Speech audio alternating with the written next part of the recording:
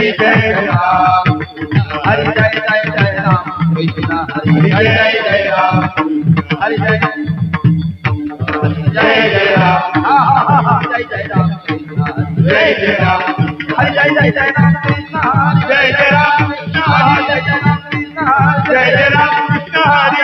कृष्ण जय जय राम कृष्ण जय जय राम कृष्ण जय जय राम कृष्ण जय जय राम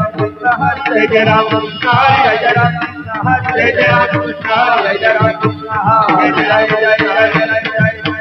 जय जय जय जय जय जय जय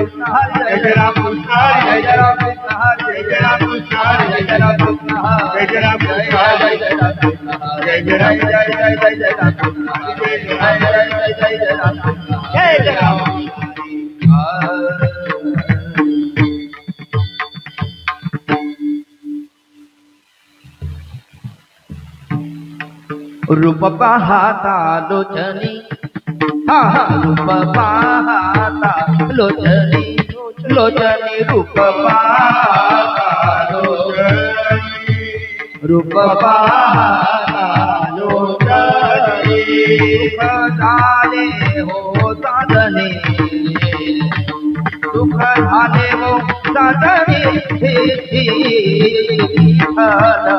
बरबा आहा तुहा विठ्ठल बरबा बरबा सुख झाले हो साधने सुख झाले हो साधने तुहा विठ्ठल बरबा तुहा विठ्ठल बरबा तुहा माधव बरबा तुहा माधव बरबा विठ्ठल बरबा तुहा विठ्ठल बरबा तुहा तुहा माधव बरबा विठ्ठल बरबा तुहा विठ्ठल बरबा बहुता सुकृताची जोडी सुकृताची बहुता बहुता सुकृताची जोडी बहुता सुकृताची जोडी बहुता सुकृताची जोडी म्हणून विठ्ठली आवडी म्हणून विठ्ठली आवडी विठ्ठल बरबा तुहा विठ्ठल बरबा म्हणून विठ्ठली आवडी म्हणून विठ्ठली आवडी विठ्ठल बरबा तुहा विठ्ठल बरबा तुहा माधव बरबा तुहा माधव बरबा विठ्ठल बरबा तुहा विठ्ठल बरबा तुहा माधव बरबा तुहा माधव बरबा विठ्ठल बरबा विठ्ठल बरबा बरबा तुझे आगर तुझे आगर बरबा तुझे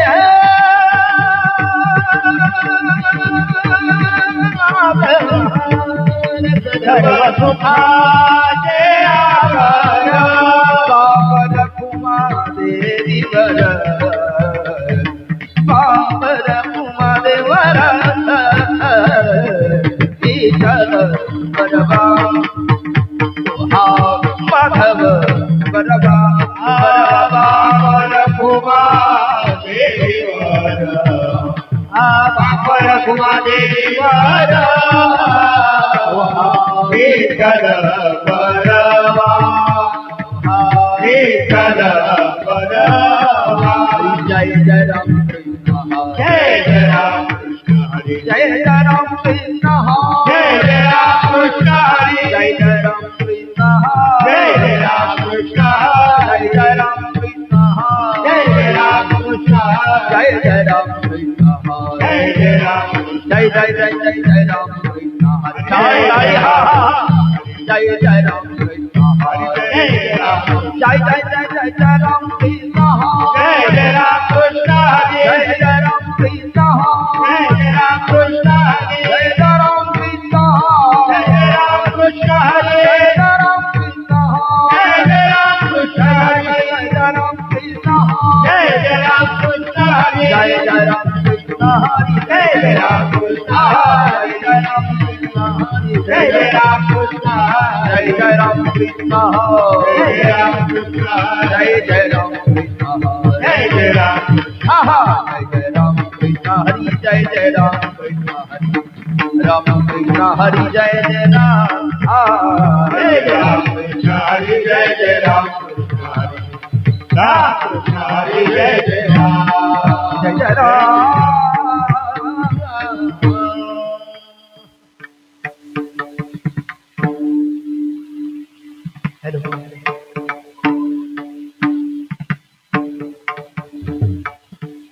हरि देह नव्हे मी हे सरे उरलावू रे विठ्ठल उरलावू रे विठ्ठल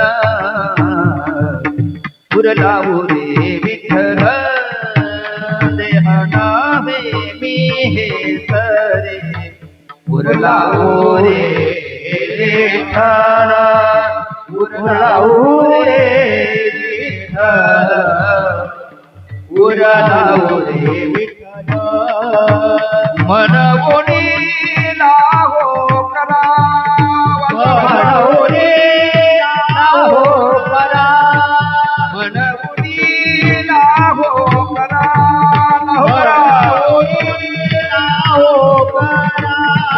मनवोनी लाहो करा काळ सारा काळ सारा चिंतने मनवुनी लवकरा लवकरा काळ सारा चिंतने चिंतने मनवुनी आहो भरा चिंतने काळ सारा माझे करे काळ सारा चिंतने काळ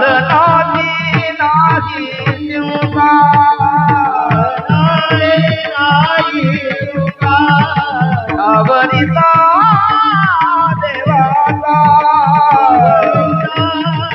देवाचा मनवोनी लाहो करा काळ सारा चिंतने काळ सारा चिंतने मनवोनी लाहो करा मनवोनी लाहो करा काळ सारा चिंतने मनवोनी लाहो करा काळ सारा चिंतने काळ सारा चिंतने सारा चिंतने तुका म्हणे जीवासाठी तुका म्हणे जीवासाठी देवपोटी पडेला देवपोटी पडेला मनवोनी लाहो करा काळ सारा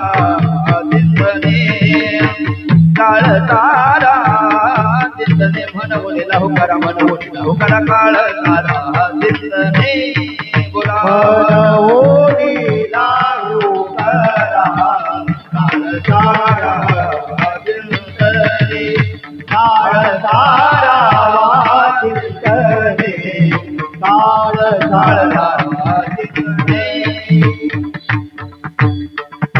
हरी हरी रघुमाई काळी ढाळी बोला बोला श्रोते बाबा बोला रखुमाई जय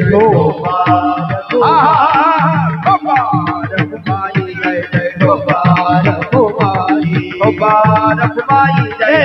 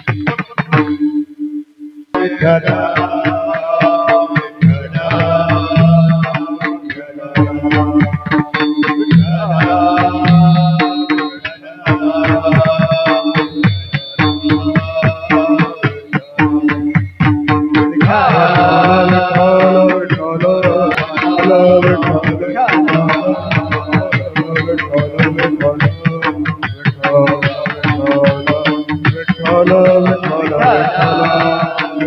टाळी टाळी टाळ पकवाना हरी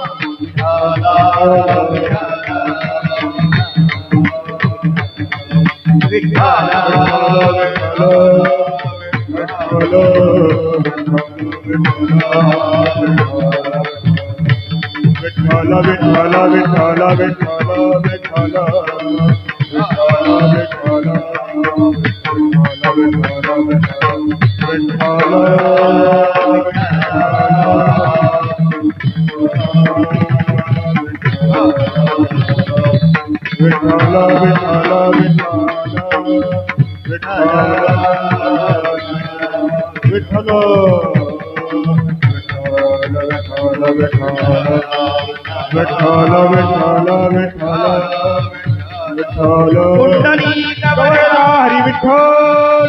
ज्ञानदेव तुकाराम भगवान की जय महाराज की जय महाराज की जय राजाधिराज छत्रपति शिवाजी महाराज की जय महाराज की जय भगवान की जय भगवान की जय भक्ति स्वरूपिणी माता राधा रानी की जय हर हर महादेव अवधूत चिंतन गुरुदेव स्वानंद सत्यवादी सद्गुरु जो महाराज की बोलो रे भाई नमस्कार की जय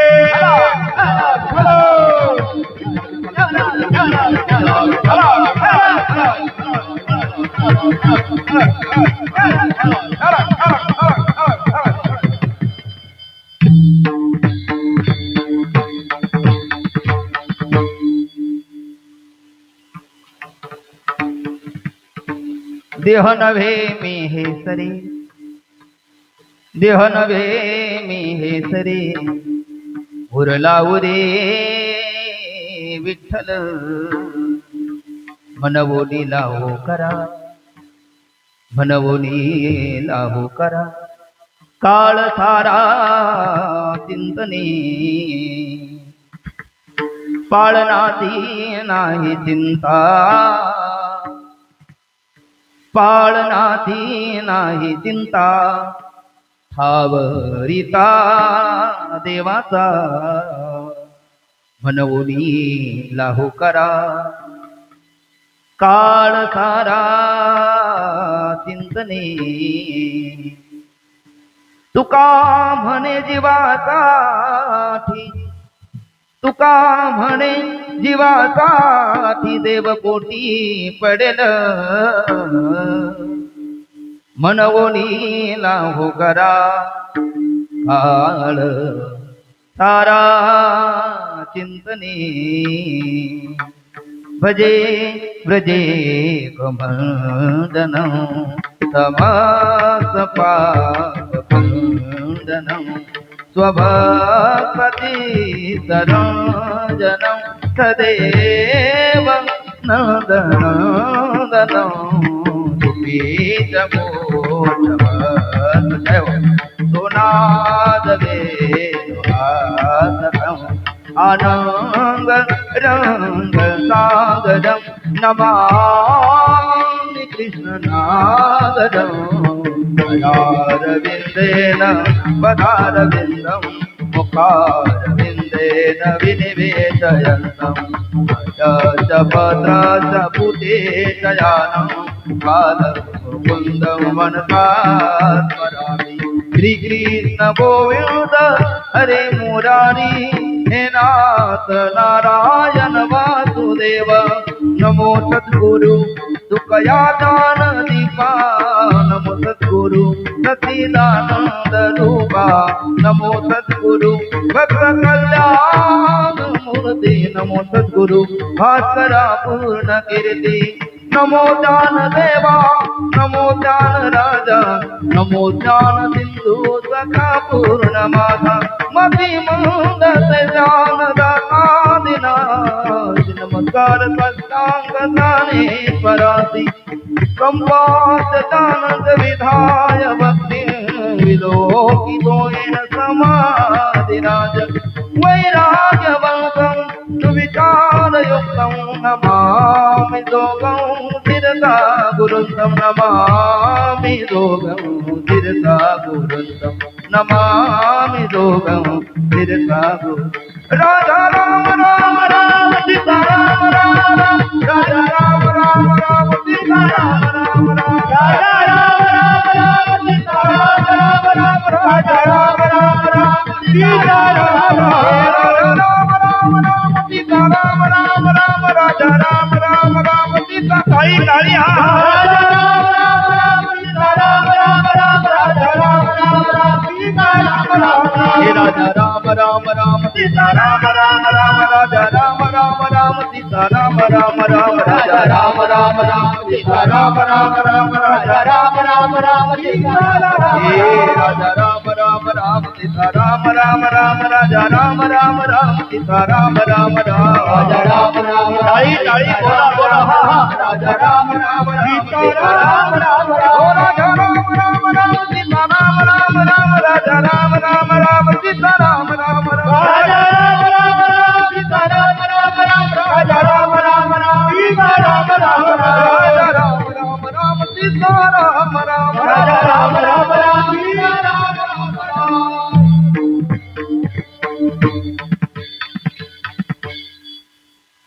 देह नव्हे मी हे तरी देह नव्हे मी हे तरी उरला उरी विठ्ठल म्हणून लाहू करा काळ सारा चिंतने पाळनाची नाही चिंता पाळनाची नाही चिंता ठावरिता देवाचा म्हणून लाहू करा काळ सारा चिंतने तुका म्हणे जीवासाठी तुका म्हणे जीवासाठी देव पोटी पडेल म्हणून लाहू करा काळ सारा चिंतने प्रस्तुत प्राप्त प्रसंगी भगवान परमात्म्याच्या प्रथम दिवसाच्या हरिकीर्तन रूपी सेवेकरता प्रस्तुत केलेला अभंग वैराग्य रागरखित सकल कंठभूषण ज्ञानेश्वरी श्रीमंत श्री जगद्गुरु तुकोबराय यांचा हा जगप्रसिद्ध असा 4 चरणाचा अभंग असून प्रस्तुत अभंगामध्ये यच्चयावत मानव मात्राच्या आत्यंतिक कल्याणाकरता आत्मोद्धाराकरिता श्रीमंत श्री जगद्गुरु तुकोबराय साध्य काय आणि साधन काय साध्य आणि साधनाचा विवेक प्रतिपादन करत असताना श्रीमंत श्री जगद्गुरु तुकोबरायाच्या मुखारविंदातून बाहेर पडलेले उद्गार म्हणजे हरिकीर्तन करता घेतलेला हा अभंग आहे विठ्ठल विठ्ठल विठ्ठल विठ्ठल विठ्ठल विठ्ठल हो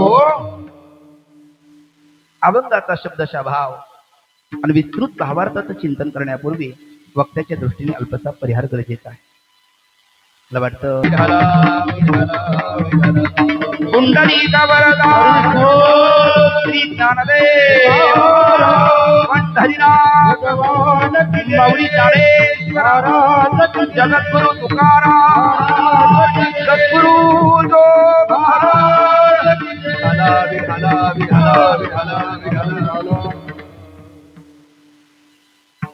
4 चरणाच्या अभंगाचा 4 वाक्यामध्ये शब्दशः भाव असा आहे अर्थ असा आहे जगद्गुरु तुकोबरा म्हणतात, देह नव्हे मी हे सरे. हा मी शब्द देहलिदी न्यायाने दोन्हीकडे लावायचा. मी देह हेही सरे आणि मी ब्रह्म हेही सरे. मग उरला उरे विठ्ठल. मग उर्वरित विठ्ठल तत्वाची आपल्याला प्राप्ती होते. पण ते विठ्ठल तत्वाची प्राप्ती होण्याकरता आपण काय करावं? म्हणून लाहू करा काळ सारा चिंतने. लाहू शब्दाचा अर्थ त्वरा करा, तातडी करा. आणि चिंतनामध्ये काळ सारा. काळ सारावा चिंतने एकांतवासी गंगा स्नाने.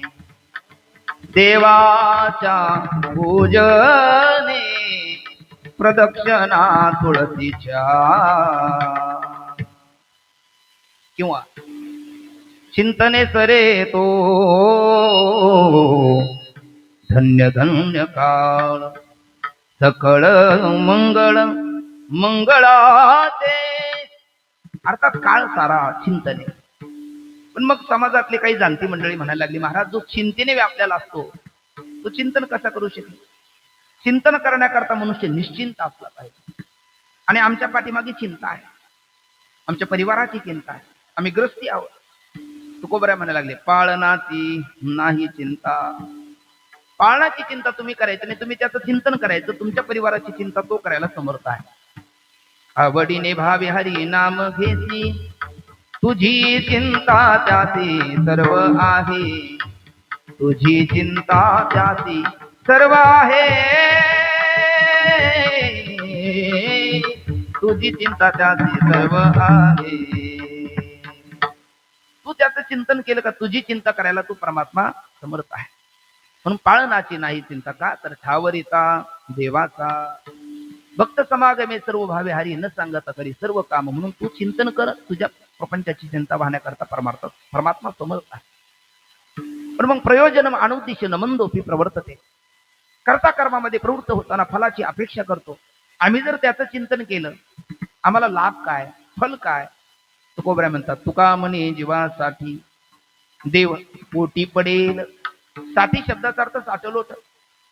तुम्ही जर त्याला जीव दिला तर तुम्हाला देव पदरी पडेल. अर्थात नाशिवंत देता ब्रह्म येई हाता आणि ऐसी याची कथा पुराणा. म्हणून तुम्ही या नाशिवंत असणाऱ्या देहाने, नश्वर देहाने त्या परमात्म्याचं चिंतन केलं तर अविनाशी स्थिती तुम्हाला प्राप्त होईल, असं जगद्गुरु तुकोबरा बोलतात. असा या 4 चरणाचा भाव आहे. आता हेही काही श्रोत्या वर्गाच्या लक्षात नसेल आला तर अगदी सोपं सांगतो. पहिल्या चरणामध्ये साध्याचा विचार आहे. दुसऱ्या चरणामध्ये साधनेचा विचार आहे. तिसऱ्या चरणामध्ये हतबल झालेल्या साधकाला धीर दिलेला आहे. आणि चौथ्या चरणामध्ये तू जर चिंतन केलं तर त्याचा लाभ काय हा विचार सांगितलेला आहे. विठ्ठल विठ्ठल विठ्ठल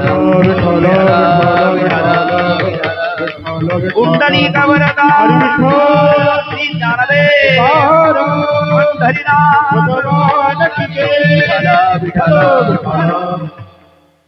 म्हणजे प्रथम चरणामध्ये साध्याचा, दुसऱ्या चरणामध्ये साधनाचा, तिसऱ्या चरणामध्ये धीर दिला आणि चौथ्या चरणामध्ये प्रयोजन सांगितले. अशा 4 गोष्टी सांगणारा हा 4 चरणाचा अद्वैत प्रकरणातील अभंग आहे. आता आणखी आपण आरंभित या अभंगाचा अनुबंध जाणून घेऊ. अनुपसर्ग आहे, बदबदनात या धातू आहे. ज्याचं ज्ञान झाला असता, थोडा विको कमी करा बोलतात, ज्याचं ज्ञान झाला असता, वक्ता, श्रोता, गुणवान, यजमान, कलावान ही सगळी मंडळी वेगळी न राहताना ही एक कीर्तन भक्ती ठरते. आणि आपण सर्वजण एकत्र येऊन ही भक्ती केल्याच्या नंतर भक्तीच्या मापे मोजितो अनंता इतराने तत्वता न मोजवे अशा परमात्मा स्वरूपाचा आपल्याला लाभ होतो. चला ते जाणून घेणं म्हणजेच अनुबंध चतुष्ट आहे. त्यातला पहिला आहे अधिकारी, दुसरा आहे विषय, तिसरा आहे प्रयोजन, चौथा आहे संबंध. आजच्या अभंगाचा अधिकारी कोण? तुम्ही बोला. आपल्या भारतीय संस्कृतीमध्ये किती आश्रमाचा विचार आला? मी बोट दाखवतो ना तुम्हाला, तरी बोलत नाही तुम्ही. 4 आश्रमाचा विचार आला. ब्रह्मचारी, गृहस्थ, वानप्रस्थ आणि संन्यासी 4 आश्रम आहे.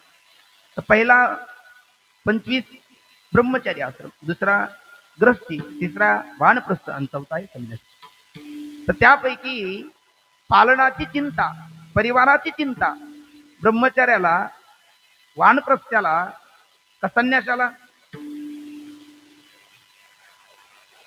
नाही लक्षात आलं. बरोबर. विठ्ठल विठ्ठल विठ्ठल विठ्ठल. मी आश्रम किती सांगितले? 4. आणि 4 सांगून त्यातलं एक गाळा.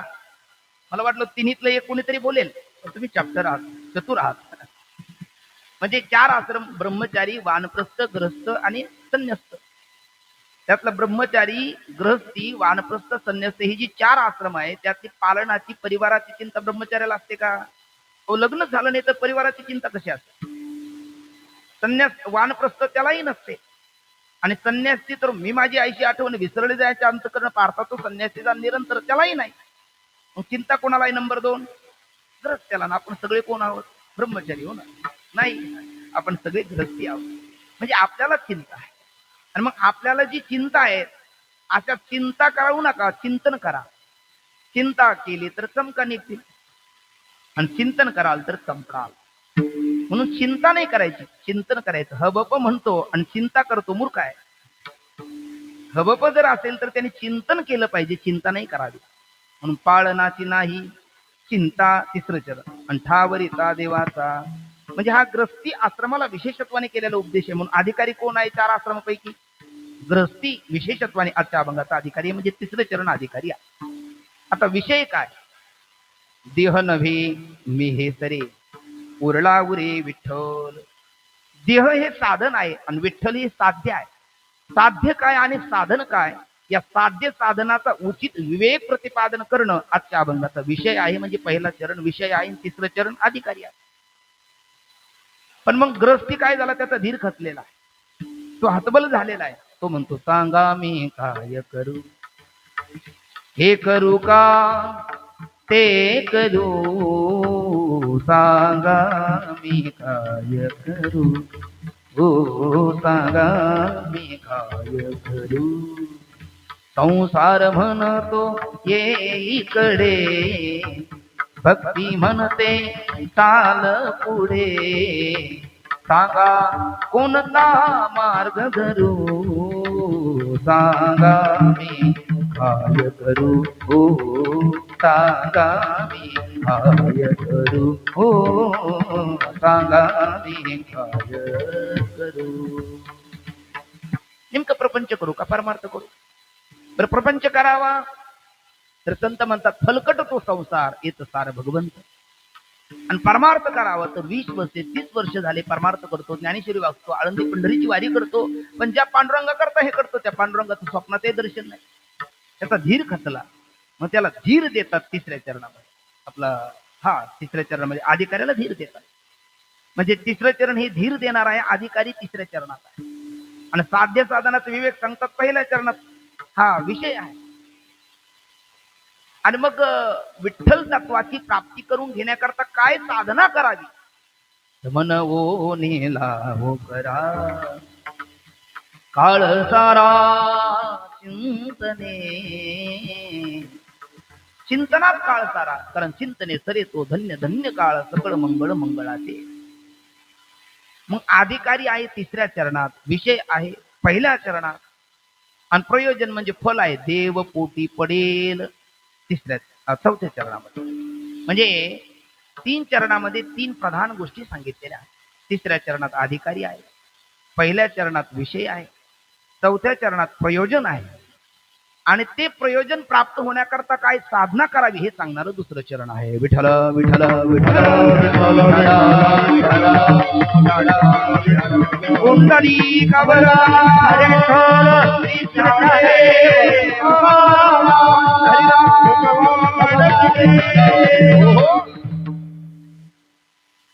साध्य साधनाचा विचार का सांगावा लागला तुकोबरायला असं जर तुम्ही बोलाल तर त्याचं कारण आहे. मनुष्य अविचाराने साधनाला साध्य समजून बसतो. आणि एकदा का अविचाराने त्यांनी साधनाला साध्य समजलं की खऱ्या साध्यापासून तो च्युत होतो. खरं साध्य त्याला प्राप्त करता येत नाही, वेळ निघून जाते आणि मग पश्चाताप त्याच्या पदरी पडतो. असं आपल्या जीवनामध्ये घडू नये म्हणून उजळावया आलो वाटा, खरा खोटा निवाडा, मार्ग दावून गेले आधी दया नदी संत ते तुकोबरायाने आपल्याला उचित साध्य साधनाचा विवेक सांगतात. आता प्रश्न असा पडतो, साध्य कशाला म्हणतात आणि साधन कशाला म्हणतात? तर ज्याची आपल्याला प्राप्ती करून घेणं नितांत गरजेचं आहे ते साध्य आहे, आणि ज्याच्याद्वारा आपण तिथपर्यंत जातो ते साधन आहे. मग आता मी जर तुम्हाला विचारलं देह हे साधन आहे का साध्य आहे, तर तुम्ही काय बोलणार? तुम्ही काहीच बोलणार नाही, फक्त माझ्याकडे पाहणार. तुम्ही म्हणाल बोलायला तुम्हा उभाला केलं, आम्हाला त्रास देऊ नका, हे ना, असं काही नाही. मी जर आपल्याला विचारलं देह साधन आहे का साध्य आहे, तर बोला ना काहीतरी.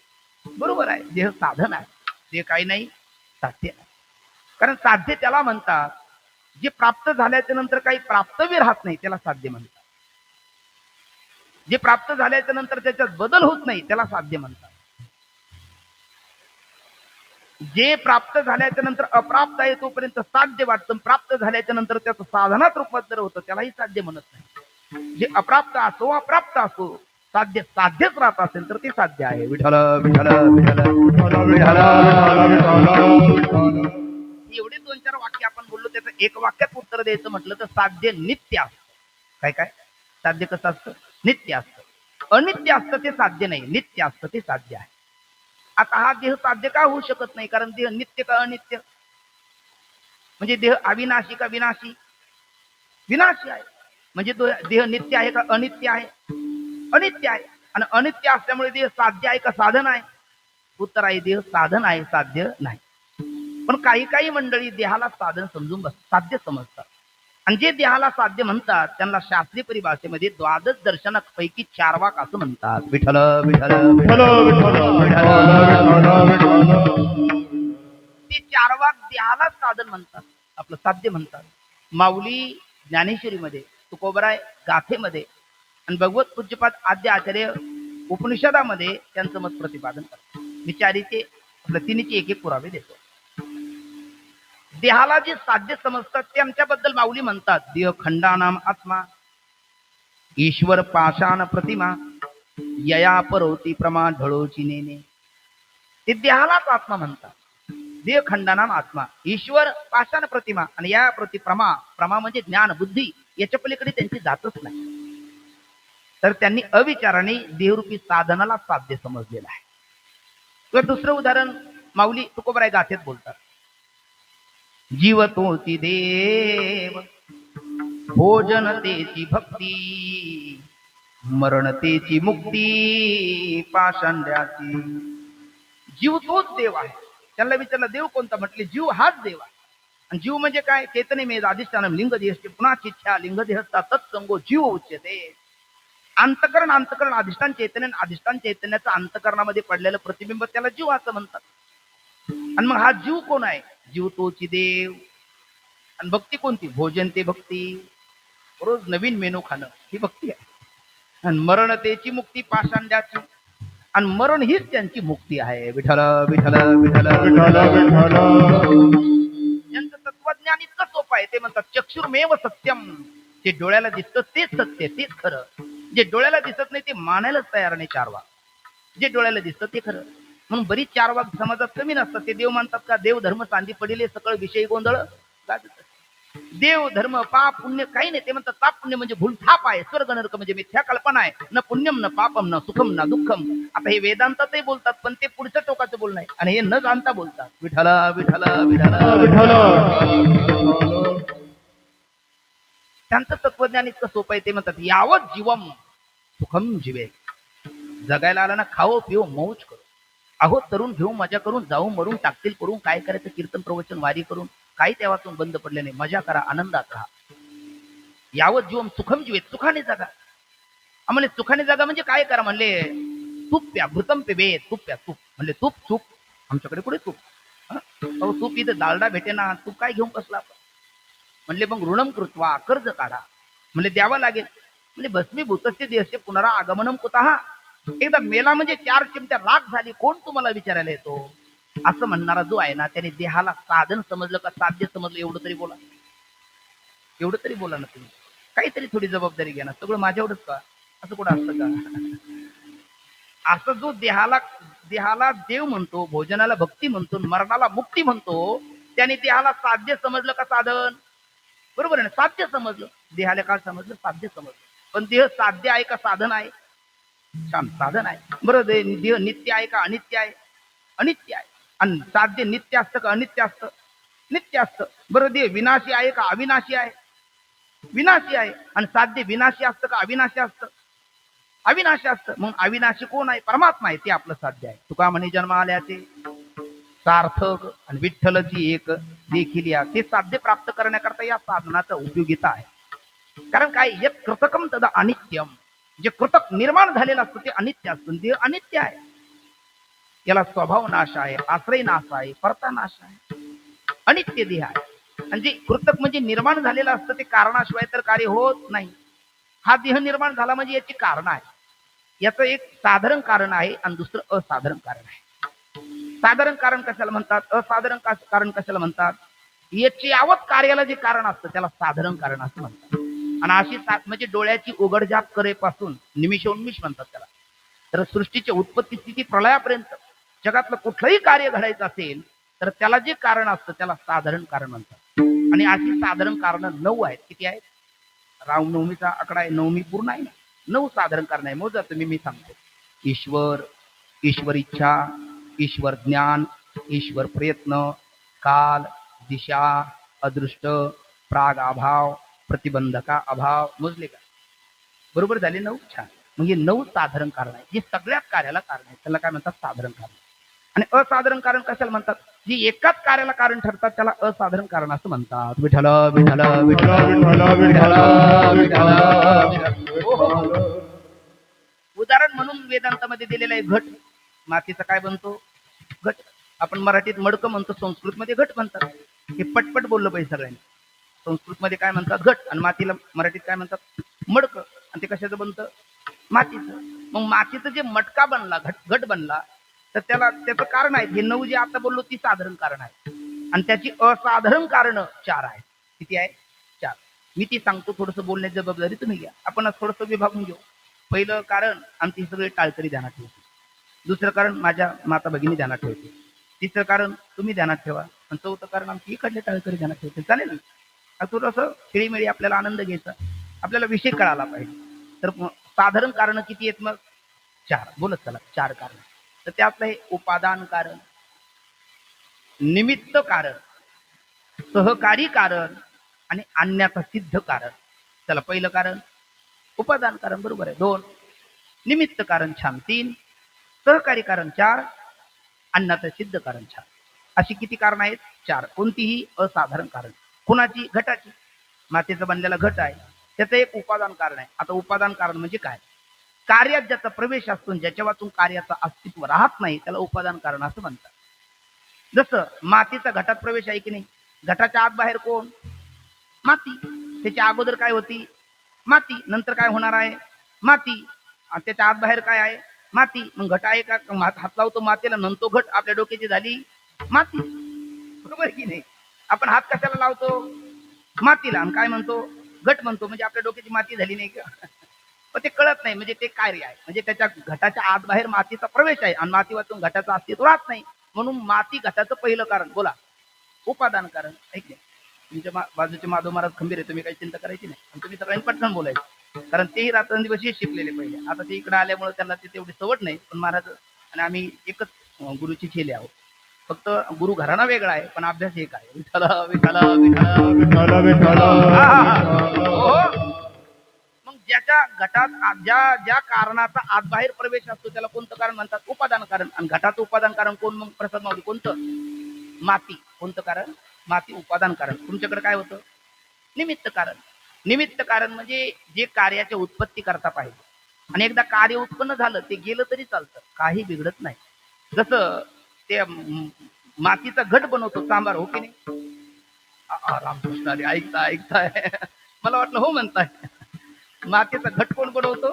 कुंभार बनवतो. माऊलीची ओवी आहे, भूमिहातीने स्वयंभव, काय घड्या गाडगेची निघती कोंब, परिती कुलाल मतीचे गर्भ उमटले की. म्हणजे जसे धान्य पिकतं तसे ते घट जमिनीतून येत नाही ना, त्याला घडवणारा कोण पाहिजे? कुंभार पाहिजे. मग कुंभार कोणतं कारण आहे त्याचं? निमित्त कारण आहे. बरं, समजा कुंभाराने घट निर्माण केला, ते आव्यामध्ये भाजला, घट तयार झाला आणि कुंभार गेला, मग घटात काही आडेल का त्या वाचून? का त्यालाच काम येईल घट? नाही नाही, घट त्यालाच काम येईल ना. फिरवेला घट पोडीला चरणी, महावाक्य ध्वनी बोंब झाली, त्याच्या अंतराला घट काम येईल. मग बघा, माती वाचून घट राहत नाही, पहिलं उपादान कारण.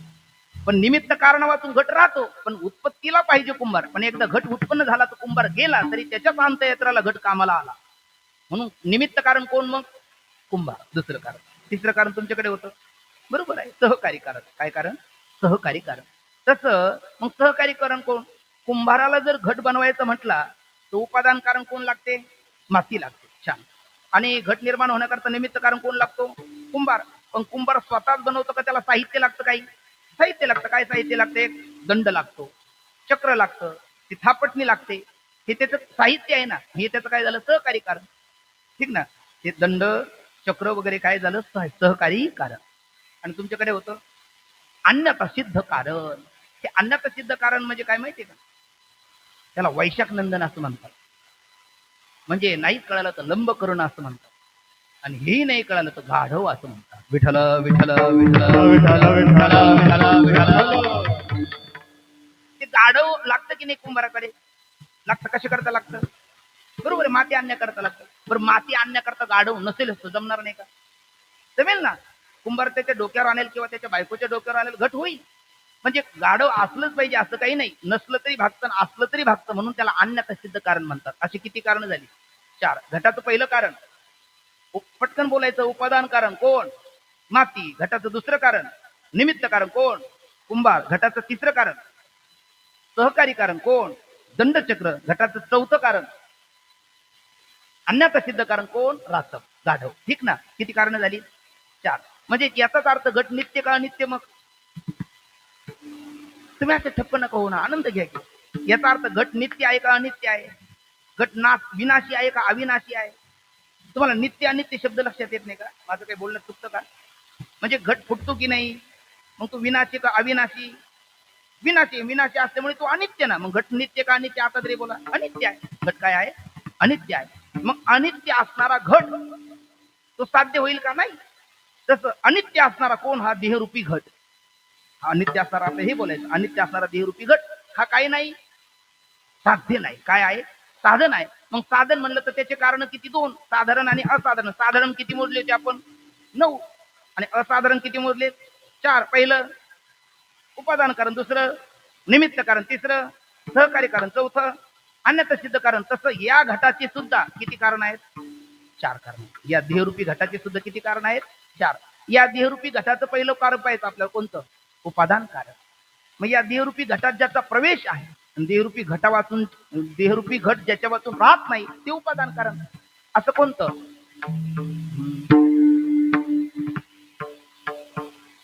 पंचभूताचा गोंधळ केला एके ठाई मेळ, लावीला गवळ अहंकार त्या पाठी. पंचभूताचा गोंधळ केला एके ठाई मेळ, लावीला गवळ अहंकार त्या पाठी. पंचभूताचा गोंधळ केला एक ठाई मेळ, लावीला गवळ अहंकार त्या पाठी. पंचभूताचा गोंधळ केला एक ठाई मेळ, लावीला गवळ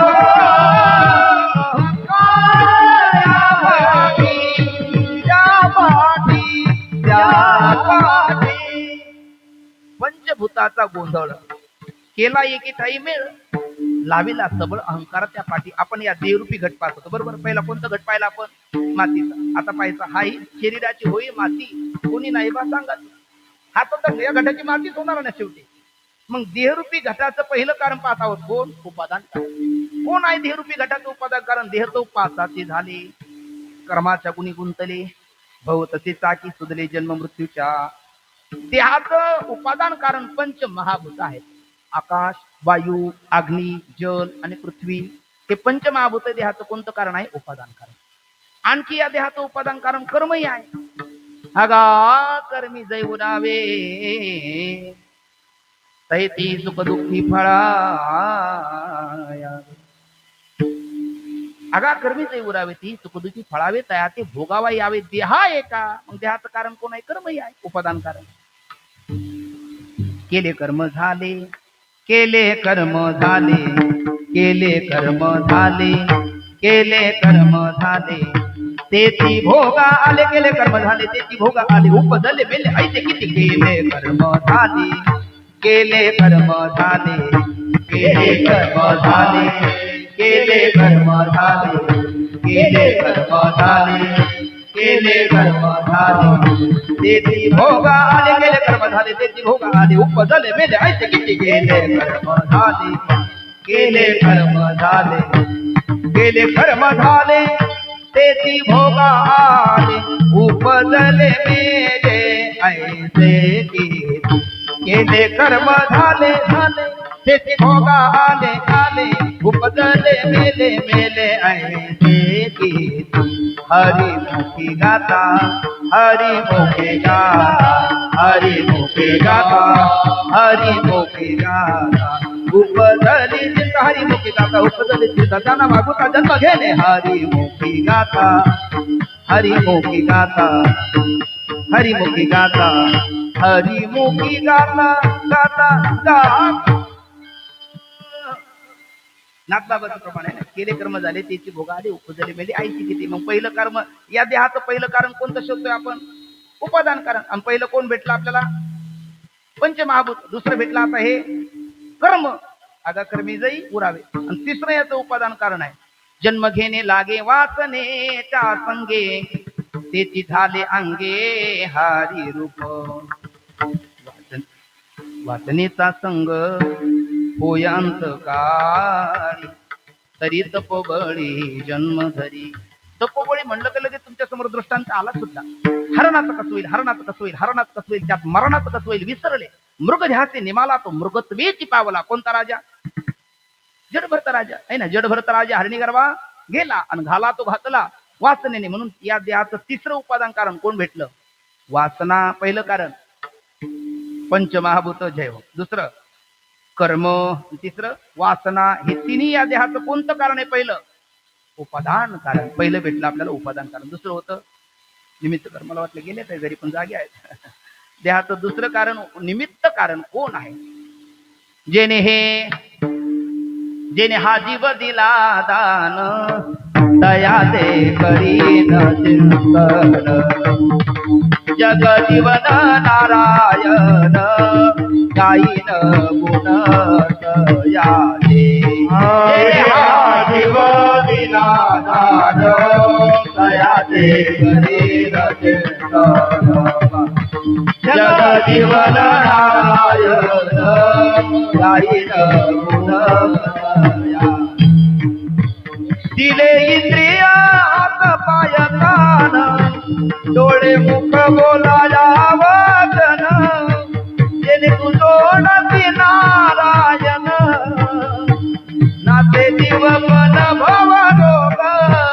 दिले इंद्रिया हात पाय कान, डोळे मुख बोलाया वचन. जेणे तू जोडती नारायण, नाते जीव मन भव रोग. भव रोग, जीव मन भव रोग. नाटातले दोन वचन आपण तुकोबरायचे पाहिले. जेणे हा जीव दिला दान, किंवा दिले इंद्रिय हातपाय कान. कोणी दिले? पांडुरंगाने दिले, भगवंताने दिले. बरोबर केले. मग देव या देहाचं त्या कुंभारासारखं कोणतं कारण? निमित्त कारण. घटाचं निमित्त कारण कोण होता? कुंभार. तसं या देहरूपी घटाचं निमित्त कारण कोण? देव आहे ना. देव आहे, परमात्मा आहे. मग परमात्मा झाला याचं निमित्त कारण. तुमच्याकडे होतं सहकारी कारण. मग सहकारी कारण कोण? आपले माता आणि पिता. हे माता पिता एकत्र येतात आणि स्त्री पुरुषाच्या बीजापासून एक बुडबुडा तयार होतो. आणि मग 9 महिन्याच्या नंतर त्याचा पूर्ण देह तयार होऊन तो जगामध्ये येतो.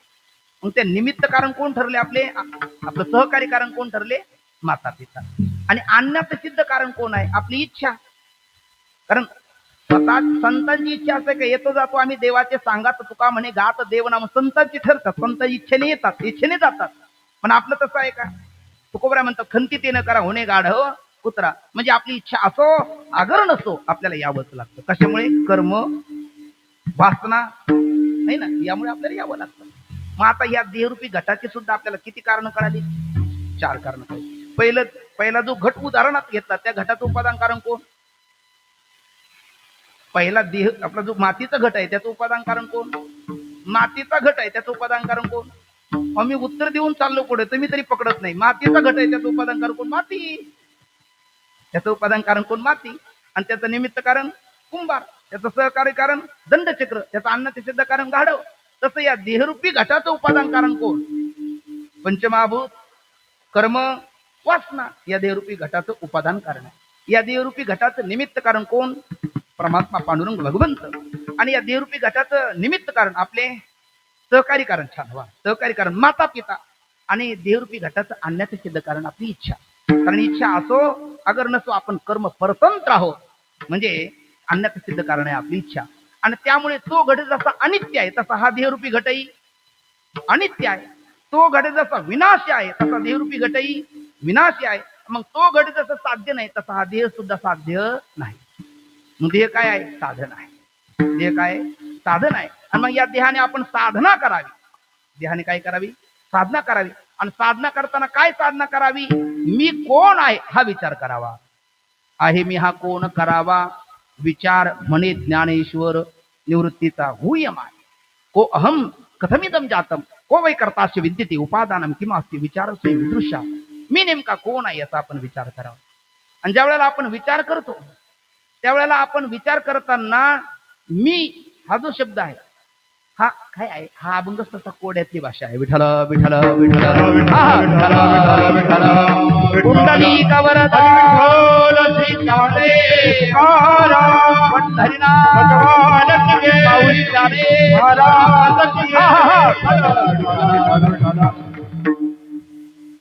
कोड्याची भाषा म्हणजे लवकरात लवकर कळेल असं नाही, सोपं असतं गणित. पण थोडस लक्ष नाही दिलं तर काही लक्षात येत नाही, हेही लक्षात येत. जसं की उदाहरण देऊ, दोन मित्र आहेत, दोघांची लग्न झाली. ते म्हणायला लागले आपण वारकरी आहोत, वारकरी घराण्यात वारकरी संप्रदायात जन्माला आलो, कुठेतरी गोवा मुंबई इकडे जाण्यापेक्षा आपण पंढरपूरला जाऊ, पांडुरंगाचं दर्शन घेऊ. ठरलं त्यांचं. मग एक ऑफिस पण लवकर आला, जरा येण्याकरता उशीर होता. त्याने सांगितलं एक काम कर, तिला जरा निरोप दे घरी जाऊन. तिला म्हणजे याच्या हेला. मग त्याने निरोप दिला. निरोप देताना त्यांनी घाई केली, अति घाई संकटात नाही. तो म्हणला वहिनी वहिनी लवकर आवरा, पसरा सावरा, तुम्ही माझी बायको मी तुमचा नवरा, आपल्याला पंढरपूरला जायचं. तुमच्या काही लक्षात आलं की नाही? तो काय म्हटला? वहिनी वहिनी लवकर आवरा, पसारा सावरा, तुम्ही माझी बायको मी तुमचा नवरा, आपल्याला पंढरपूरला जायचं. असं बोलल्याच्या नंतर वहिनीला राग येईल का आनंद होईल? राग येईल ना. ते खराटा घेऊन मारायला धावली. म्हटले मूर्खसारखं काही कसं बोलतो? पण तितक्यात तो तिचा दादलाही आला आणि ही मागायला लागली याला मारायला, आणि तू पुढे धावायला लागला. त्याने विचारला अरे आज काय घडलं? म्हटले तू सांगितलं निरोप दिला, तुझी बाई मला मारायला उठली रे. काय बोलला तुम्ही? म्हटलं वहिनी लवकर आवरा, पसारा सावरा, तुम्ही माझी बायको मी तुमचा नवरा, आपल्याला पंढरपूरला जायचं. म्हटले वेड्या, तुझा निरोप तिला कळाला नाही. वहिनी लवकर आवरा, पसारा सावरा काय घरातला असेल, तुम्ही आणि तुम्ही माझी बायको नाही, तुम्ही आणि माझी घरची बायको. ते घरचे शब्द गाळा ना काहीच. तुम्ही माझी बायको आणि मी तुमचा ऑफिस मधला नवरा, आपल्याला चौघाला पंढरपूरला जायचं हेच सांगायचं होतं त्याला. ते काहीच नाही कळालं. हेच कोड आहे. विठ्ठला विठ्ठला विठ्ठला विठ्ठला विठ्ठला.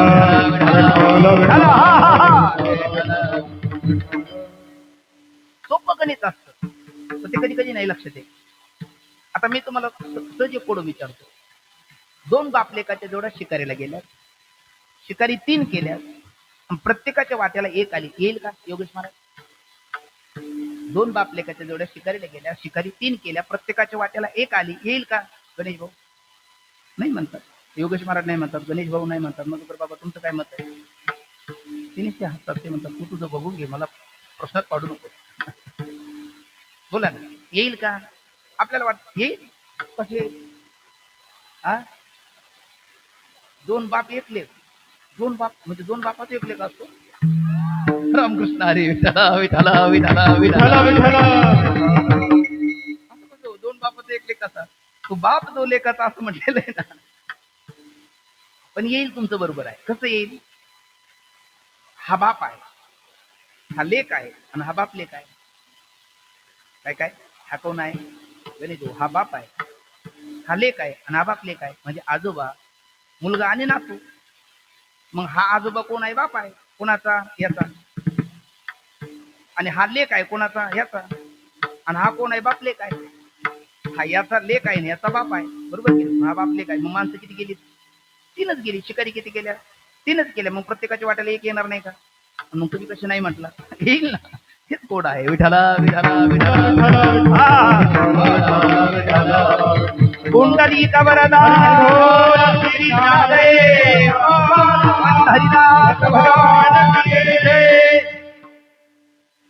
घोड्याची भाषा, अभिनयाची भाषा, एक अभिनयाची भाषा सहज पुढे सांगतो. ती कवी कालिदास आहे. आणि कवी कालिदासाच्या पदरी राहणारा आपला भोजराज आहे, त्याच्या पदरी राहणारा कवी कालिदास आहे. आणि भोजराजाच्या पदरी राहणारा हा कवी कालिदास हा प्रचंड बुद्धिमान, अत्यंत विद्वान. त्याची विद्वत्ता, त्याचं वाक्पटुत्व ऐकण्याकरता दुरून दुरून लोक यायची. पण मग एक दिवस कवी कालिदास गैरहजर असताना एका परपंडिताने त्या भोजराजाला वादाचं आव्हान दिलं. आणि असं एक शास्त्र असं सांगतं, धर्मशास्त्र असं सांगतं का क्षेत्रियाला वाद, युद्ध आणि द्यूत नाकारता येत. ते राजाने बादशाने स्वीकारलं. पण मग आता त्याने ठीक आहे उद्या वाद घालू म्हटले तुम्ही, आपण राहा, त्याला मुक्कामाची व्यवस्था केली.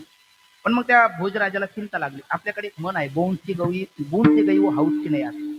इब्रत कमवायला पुष्कळ दिवस लागतात, गमवायला एक क्षण पुरेसा आहे.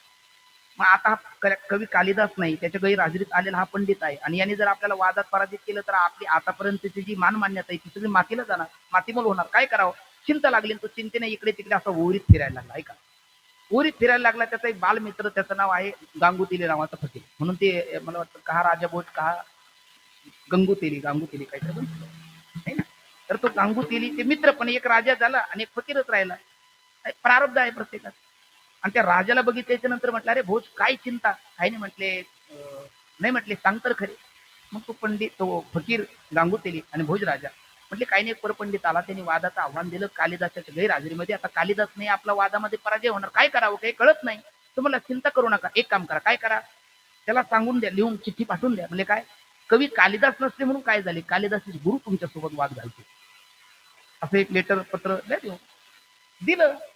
तो पंडित पहिला गार झाला, म्हणजे त्याचे इंडिकेटर लागले. तो घाबरला, कारण तो कोण नाही म्हणून आला होता, कालिदास नाही म्हणून, शिष्य नाही म्हणून. आता गुरु सोबत वाद घालण्याचा प्रश्न, बरं म्हटलं आता अवघड आहे. पण आता तो थांबला, धीर धरला त्याने. पण मग भोजराजाने विचारलं या फकीराला, अरे म्हटले गांगू, कालिदासाचे गुरु कोण आहे? तो म्हटलं मलाही माहिती नाही. अरे म्हटलं मग लेटर कसं पाठवलं? नाही म्हटले डुप्लिकेट गुरु करू, नकली गुरु करू. म्हणले पण बघ कोण होणार? तो म्हटलं मी होणार. तो भोजराजा म्हटला तुला काय येतं? अरे म्हटले मला काय येतं हे तुला माहिती, त्याला काय माहिती? मला काय येतं काय येत नाही कोणाला माहिती, तुला माहिती, त्याला माहिती नाही ना. आणि अज्ञानात फार मोठा आनंद असतो. तुम्ही आपला इतिहास बघा. देवगिरीचा किल्लेदार राजा रामदेव राय, त्या राजा रामदेव रायाचा अल्लाउद्दीन खिलजीने पराजय केला. तर अल्लाउद्दीन खिलजी ज्यावेळेस आला त्यांनी खंडणी मागितली. राजा रामदेवराय तयार झाला, आपली पुढची मुलगी दिली. पण त्याचा मुलगा शंकर महादेव हा तयार नाही झाला. शंकर महादेव लढायला तयार झाला, पण त्यांनी बातमी उठवली की आमचं 10,000 सैन्य मागून येत होती, 10 घोडेस्वार. आणि ती धूळ गगनाला उडाली. शंकर महादेवाला विजय प्राप्त होणार तेवढ्यामध्ये ती धूळ दिसली. त्यांना वाटलं मागून 10,000 सैन्य आलं होतं, 10, पण 10,000 सैन्य ही बातमी उठवल्याच्यामुळे हातात आलेला विजय पराजय झाला आणि आपली देवगिरी कायम काळोख झाला. गाढवाचा नांगर फिरवला गेला. कशामुळे घडलंय? एक खोट्या बातमीमुळे. तसं हा कोण सांगतो काय येतं ना, तो फकीर कोणाला? राजाला. मला काय येतं तुला माहिती, पण मला काय येत नाही हे त्याला माहिती नाही ना. त्यामुळे बरं कुस्ती खेळून पडू, असे पराजित होऊन तर तशी झालो तर विजयी होईल, ठरलं. आणि मग ते भारत पाकिस्तानचं क्रिकेट असल्याच्या नंतर जसं स्टेडियम फुल होतं तशी लोक भरगच्च गर्दी, कारण कालिदासाचे गुरु कोणीच बघितले नाही आणि कालिदासाचे गुरु एक, सगळी लोक भरगच्च गर्दी केली. भाया बापड्या सगळी लाखो भाविक आले. अगदी अगदी आताचं उदाहरण ताजं द्यायचं म्हटलं तर इंदुरकर महाराजचं कीर्तन असल्याच्या नंतर जसे पब्लिक येतं ना तशी लोक आले. आणि एक उंच आसनावर तो कालिदासाचा गुरु बसला, दुसऱ्या उंच आसनावर तो फकीर बसला. म्हणजे फकीर कालिदासाचा गुरु होऊन बसला आणि तो पंडित दुसऱ्या उंच आसनावर बसला. आणि मग टाचणी पडल्याच्या नंतर आवाज, लाल झेंडा दाखवला, सगळी स्तब्धता, शांतता. हिरवा झेंडा दाखवला, आता वाद तयार करायला सुरुवात करा, आता माझ्याकडे लक्ष द्या. आणि मग त्या पंडिताला सांगितलं आता वाद घाला. मग त्या पंडितांनी विचार केला, हे समोर कोण आहे? कालिदासाचे गुरु आहे. आता या गुरुला आपला किमान 5 मिनिटं तरी कुस्ती चालली पाहिजे वादविवादाची. आणि मग ते शास्त्रामध्ये 12 प्रमाण आहेत. किती? 12. मोज बरोबर भरतात का? प्रत्यक्ष, अनुमान, शब्द, उपमान, अर्थापत्ती, अनुपलब्धी ही झाली 6. आणि ऐतिह्य, अभिनय, परंपरा, संस्कार, संभव, मानस ही झाली 6. 6 12. त्याचे आपले एक अभिनय प्रमाण आहे. आपण अभिनय प्रमाणाच्या माध्यमातून चर्चा करू असं त्या पंडिताने ठरवलं. आणि लगेच त्याने असं एक बोट वर केलं. कोणी? त्या पंडिताने. इकडून कालिदासाचे गुरुजीने 2 बोट वर केले. त्याने 5 बोट वर केले. कालिदासाचे गुरुजीने मूठ वर केले. त्याने 7 बोट वर केले. इकडे कालिदासाचे गुरुजीने 7 बोटे वर करून अशी मध्ये आडवी रेष ओढली. नंतर त्याने असा आक्षेपार्थाने हात केला. याने दह्याचं मडकं पुढे केलं. तो पंडित झरझर झरझर खाली उतरला आणि घालीन लोटांगण मोकळे पटांगण आपलं ते घालीन लोटांगण वंजीला चिरलं. तो म्हणायला लागला काही झालं तरी शेवटी हे कोण आहे? कालिदासाचे गुरु आहे. आमची सपसेल माघार, आम्हाला शार श्रीफळ सुद्धा नको, आम्ही येतो. तो निघाला. तेवढ्यात भोजराजाने त्यांना हाताला धरलं, बाजूला घेतलं. अहो बरोबर तुमच्या दोघात चर्चा झाली, पण आम्हाला काय कळालं नाही, हेही कळालं नाही. काय कळालं नाही, हेही कळालं नाही. मनुष्याला किमान काय कळालं नाही हे तरी कळायला पाहिजे. ज्याला काय कळत नाही हेही कळत नाही, त्याला काय सांगावं कीर्तनकारला कळत नाही. हो ठीक आहे. मग नेमकं तुमच्यात काय बोलणं झालं? अहो म्हटले मी त्यांना एक बोट दाखवलं. अहो म्हटले ते कळालं. हो त्यातून तुम्ही बोललात काय? अभिनय प्रमाणे बोललात काय? कोड्याची भाषा आहे तुमची. अहो म्हटले मी त्यांना एक बोट वर, आता ध्यानात ठेवा का काय का बोलले.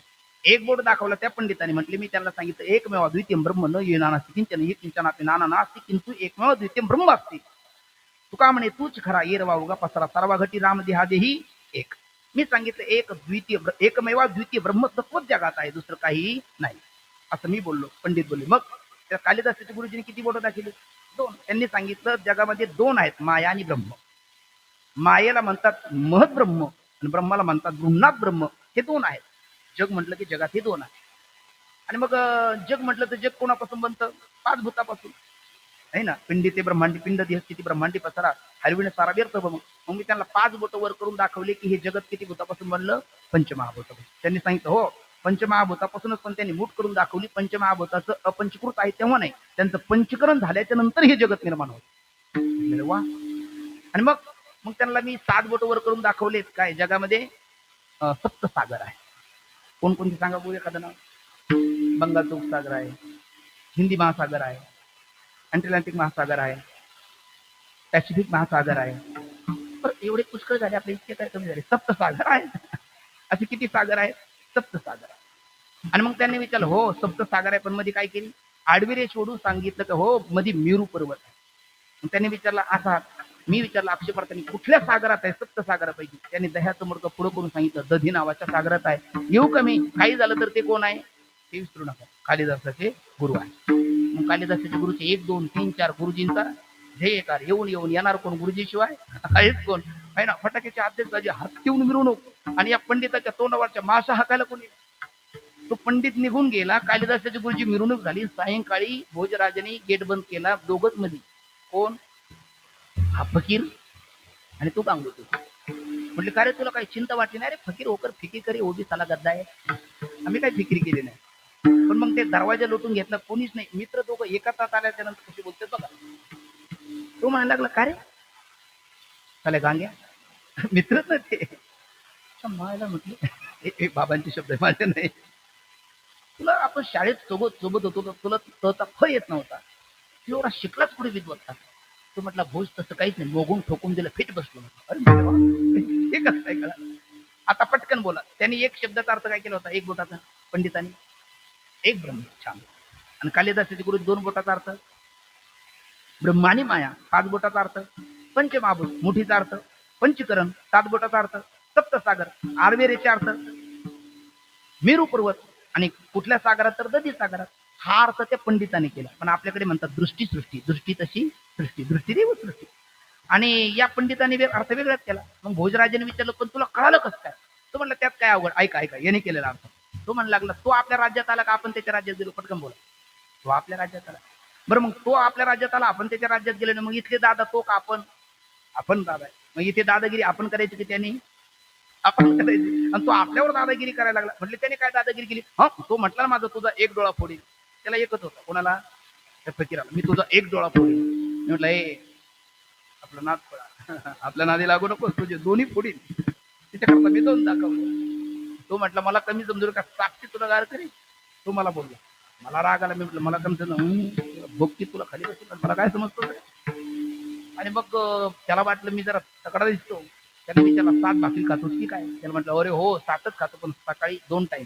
सकाळी 3:30, संध्याकाळी 3:30. आणि त्याने विचारलं पण तू खा अगदी तंदुरुस्त दिसतो आपल्या माऊलीसारखा, कशासोबत खातो? त्यांनी दह्याचं मुडकं पुढं केलं, म्हटलं दह्यासोबत खातो, दृष्टांत संपला. विठ्ठल विठ्ठल विठ्ठल विठ्ठल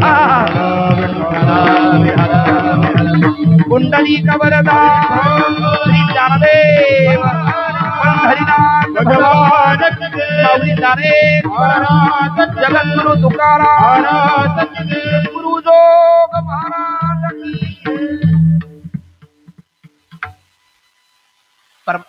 काय आहे जे लवकर आवरा पसारा सावरा, आणि हा एक दोन प्रसंग आपण पहिली. कोड्याची भाषा ती जशी लवकर लक्षात येत नाही, तसं आजच्या अभंगाची भाषा सुद्धा कोड्याची आहे, पारिभाषिक शब्द आहे. तुम्हाला याच्यात काय कोडे आहे तर जाणत्या श्रोत्याच्या लक्षात येईल. 4 चरणातले 4 शब्द मी सांगतो. पहिल्या चरणातला मी हा शब्द कूट आहे, दुसऱ्या चरणातला चिंतन हा शब्द कूट आहे, तिसऱ्या चरणातला रीता हा शब्द कूट आहे, आणि चौथ्या चरणातला पोटी हा शब्द कूट आहे. विठ्ठल विठ्ठल विठ्ठल विठ्ठल विठ्ठल आणि मग अशी 4 शब्दाचा कूट पद्धतीचा त्यातला पहिला शब्द आहे मी. हा कूट शब्द आहे. कूट शब्द का? कारण एक न्याय जर इथे कळाला नाही तर काही मेळ लागत नाही, हेही कळत नाही. विठ्ठल विठ्ठल विठ्ठल विठ्ठल विठ्ठल. कोणता न्याय? शास्त्रामध्ये हजारो न्याय आहेत, त्यातला या ठिकाणी दिहिलीत न्याय आहे. जसं आपल्याला सगळ्याला परिचित न्याय आहे भिक्षू पाद प्रसरण न्याय, अंध गोल अंगुल न्याय, प्रधान मल्ल निभरण न्याय आणि दिहिलीत न्याय, असे अनेक न्याय आहेत. त्यातला एक न्याय सांगतो, तो म्हणजे अंध गोल अंगुल न्याय. अंध गोल अंगुल न्याय म्हणजे काय? मला वाटतं त्याही पेक्षा आणखी सोपा, चालक तारमे. अंध गोल अंगुल न्याय म्हणजे आंधळ्या एखाद्या व्यक्ती त्याचे डोळे फोडायचे, त्याच्या हातात बैलाचं लांगुल म्हणजे पुच्छ द्यायचं आणि त्याला सांगायचं याला सोडू नको, तू बरोबर तुझ्या घरी जाशील. तू घरी जाईल का देवा घरी जाईल? देवा घरी जाईल. तो अंध गोल अंगुल न्याय. तसं भेदवादी शास्त्र काय करतात, मुमुक्षूच्या नजरेसमोर भेदाचं तत्वज्ञान सांगतात आणि त्याला सांगतात काम जाई परी या तत्वज्ञानाचा त्याग करू नको, मग तू घरी जाशील, म्हणजे डायरेक्ट इनडायरेक्ट देवा घरी नरकाला जाशील, असा त्याचा अर्थ. अंध गोल अंगुल न्याय. तसं आहे काय म्हटलं मी, चालक तारमे न्याय. सातव्या तरंगामध्ये विचारात येतो, विचारसागरामध्ये येतो चालक तारमे न्याय. चालक म्हणजे साला. हिंदीमध्ये बायकोच्या भावाला काय म्हणतात? साला, है ना. तसं शिवी दिली का साल्या म्हणतात, है ना. साला म्हटलं का मेहुणा. आणि तारमे म्हणजे कुत्रा, न्याय म्हणजे दृष्टांत. चालक तारमे न्याय. साला म्हणजे कोण? मेहुणा. तारमे म्हणजे कुत्रा, न्याय म्हणजे दृष्टांत. त्याचं नाव आहे चालक तारमे न्याय. तो चालक तारमे न्याय कसा बघा, तर एका मुलीचं लग्न झालं आणि लग्न झाल्याच्या नंतर ती घरी नांदायला आली. घरी नांदायला आल्याच्या नंतर घरचा कुत्रा आणि शेजारचा कुत्रा, त्या दोन्ही कुत्र्याचं जंगी युद्ध लागलं, भांडण लागलं. आणि मग घरचा कुत्रा थोडासा मागे अगोदर थकला होता, पण घरची लोक आल्याच्या नंतर त्याला अवसान आलं आणि तो पुन्हा भांडायला लागला. आणि मग त्यांनी गोटा फेकला, शिव म्हटला, आणि त्यांनी त्या शेजारच्या कुत्र्याला पळून लावला. आणि मग घरच्यांनी सगळ्यांनी घरच्या कुत्र्याची स्तुती केली आणि शेजारच्या कुत्र्याची निंदा केली. घरच्या कुत्र्याचं नाव होतं उत्फालक आणि शेजारच्या कुत्र्याचं नाव होतं धावक. धावत धावत गेला धावक, तो पळाला. घरच्या कुत्र्याची स्तुती केली आणि ती स्त्री ज्या दिवशी घरी आली त्या दिवशी दिवसभर लग्नाचं बाजूला राहिलं आणि कुत्र्याची चर्चा चालली घरातल्या लोकांची. कारण आपल्या उत्फालकने फार पराक्रम केला, धावकला पळवून लावला. आणि शेजारच्या कुत्र्याचं नाव काय? धावक. आणि घरच्या कुत्र्याचं नाव काय? उत्फालक. आणि नेमकं ती नांदायला आली जी कन्या होती ना, नांदायला आलेली जी कन्या आहे, तिच्या भावाचं नाव होतं धावक. तिच्या भावाचं नाव काय होतं? धावक. ते कोणाचं नाव इथे? शेजारच्या कुत्र्याचं. आणि घरच्या कुत्र्याचं नाव होतं उत्फालक, ते तिच्या भावाच्या शत्रूचं नाव होतं. आणि मी घरच्या कुत्र्याची स्तुती करत होती, म्हणजे कोणाची स्तुती वाटली तिला? तिच्या भावाच्या शत्रूची स्तुती. आणि शेजारच्या कुत्र्याचं नाव धावक होतं, हे हिच्या भावाचं नाव. मग तिला वाटायला लागलं ही सगळी मंडळी आपल्या भावाची काय करतात? निंदा, आणि भावाच्या शत्रूची काय करतात? स्तुती. सायंकाळी ती रडायला लागली. मग तिचे मिस्टर म्हणायला लागले, का गं पहिल्या दिवशी इतकं रडायला लागली, तू काय झालं काय? ती म्हणली व्हायचं राहिलं काय? म्हणली अगं झालं काय? ते म्हटली व्हायचं राहिलं काय? अगं म्हटली काय काय तू रागवलीस का? अहो म्हणले तुमच्या घराने आमच्या भावाने तुमचा कोणता बांध कोरला, कोणती उमरे झिजवली, काय तुम्हाला त्रास दिला? सकाळपासून एक परिवार सगळा एकत्र येऊन माझ्या भावाच्या शत्रूची निंदा करताय, आपलं स्तुती करता आणि माझ्या भावाची निंदा करता. काही तुम्हाला जिभेला हाड आहे का? हा, काही वाटतं की नाही? तो म्हटला का वेडी का खोडी तू, तुझा भाऊ इथे आलाच नाही, काही लोकांना प्रश्नच नाही, आमच्या घराची ते कशी निंदा करतील? अहो म्हणले सकाळपासून तुम्ही त्या धावकाची स्तुती करत नाही? म्हणले हो. आणि उत्फालकाची निंदा करत नाही? म्हणले हो. मग धावक माझ्या भावाचा शत्रू आहे आणि उत्फालक माझ्या भावाचा माझा भाऊ आहे. तू म्हटलं अगं बावळे, वेडी कुठली? धावक म्हणजे घरचा शेजारचा कुत्रा, आणि उत्पालक म्हणजे आपल्या घरचा कुत्रा.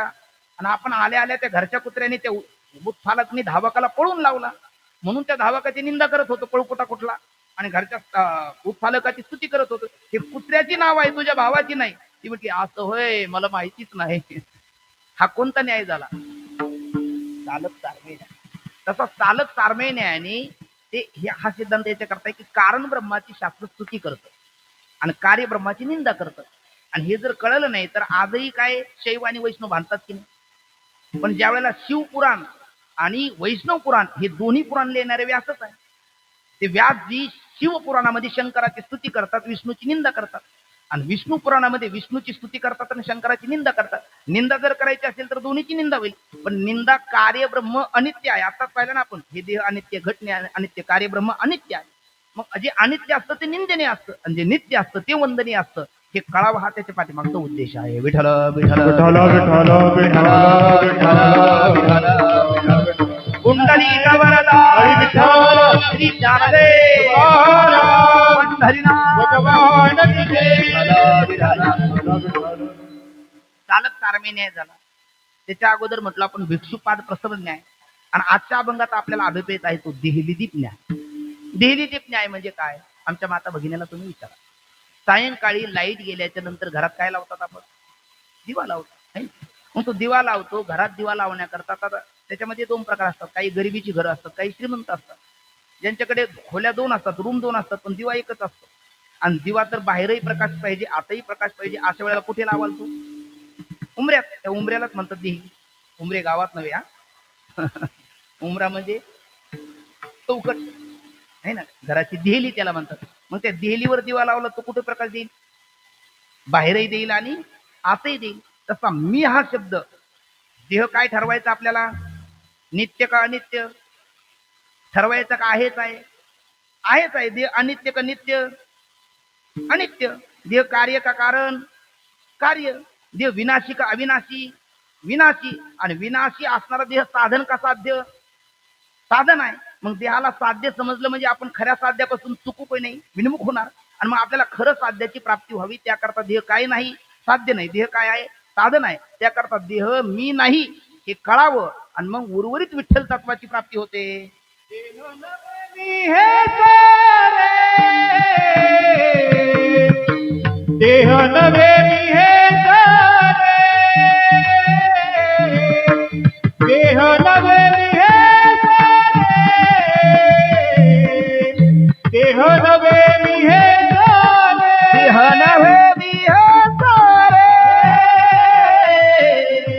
देह नवे मी हे सारे, देह नवे मी हे सारे, देह नवे मी हे सारे. उडाला उरे विठ्ठला,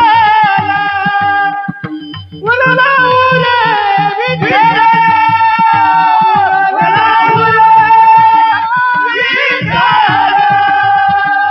उडाला उरे विठ्ठला. मनहोलीला हो करा,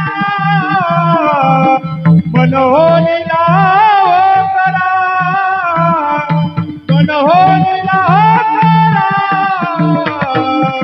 मनहोलीला हो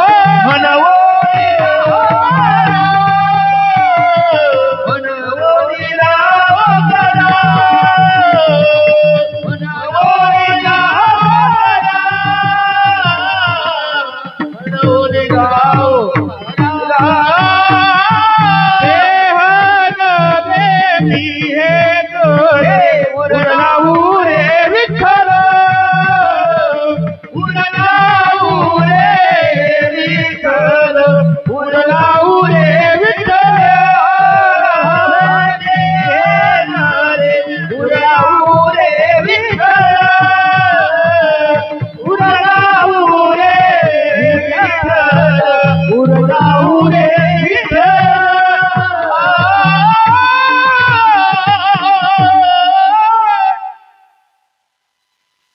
देह नव्हे मी हे सरे, उरला उरे विठ्ठल. शेवटचा सूर कोणी लावला होता आराम.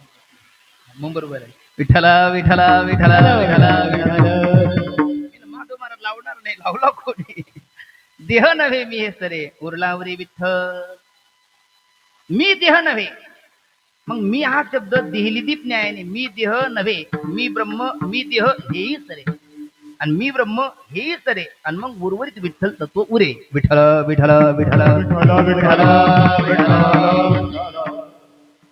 मी जर तुम्हाला विचारलं पाप जावं का पुण्य जावं, काय बोलणार तुम्ही?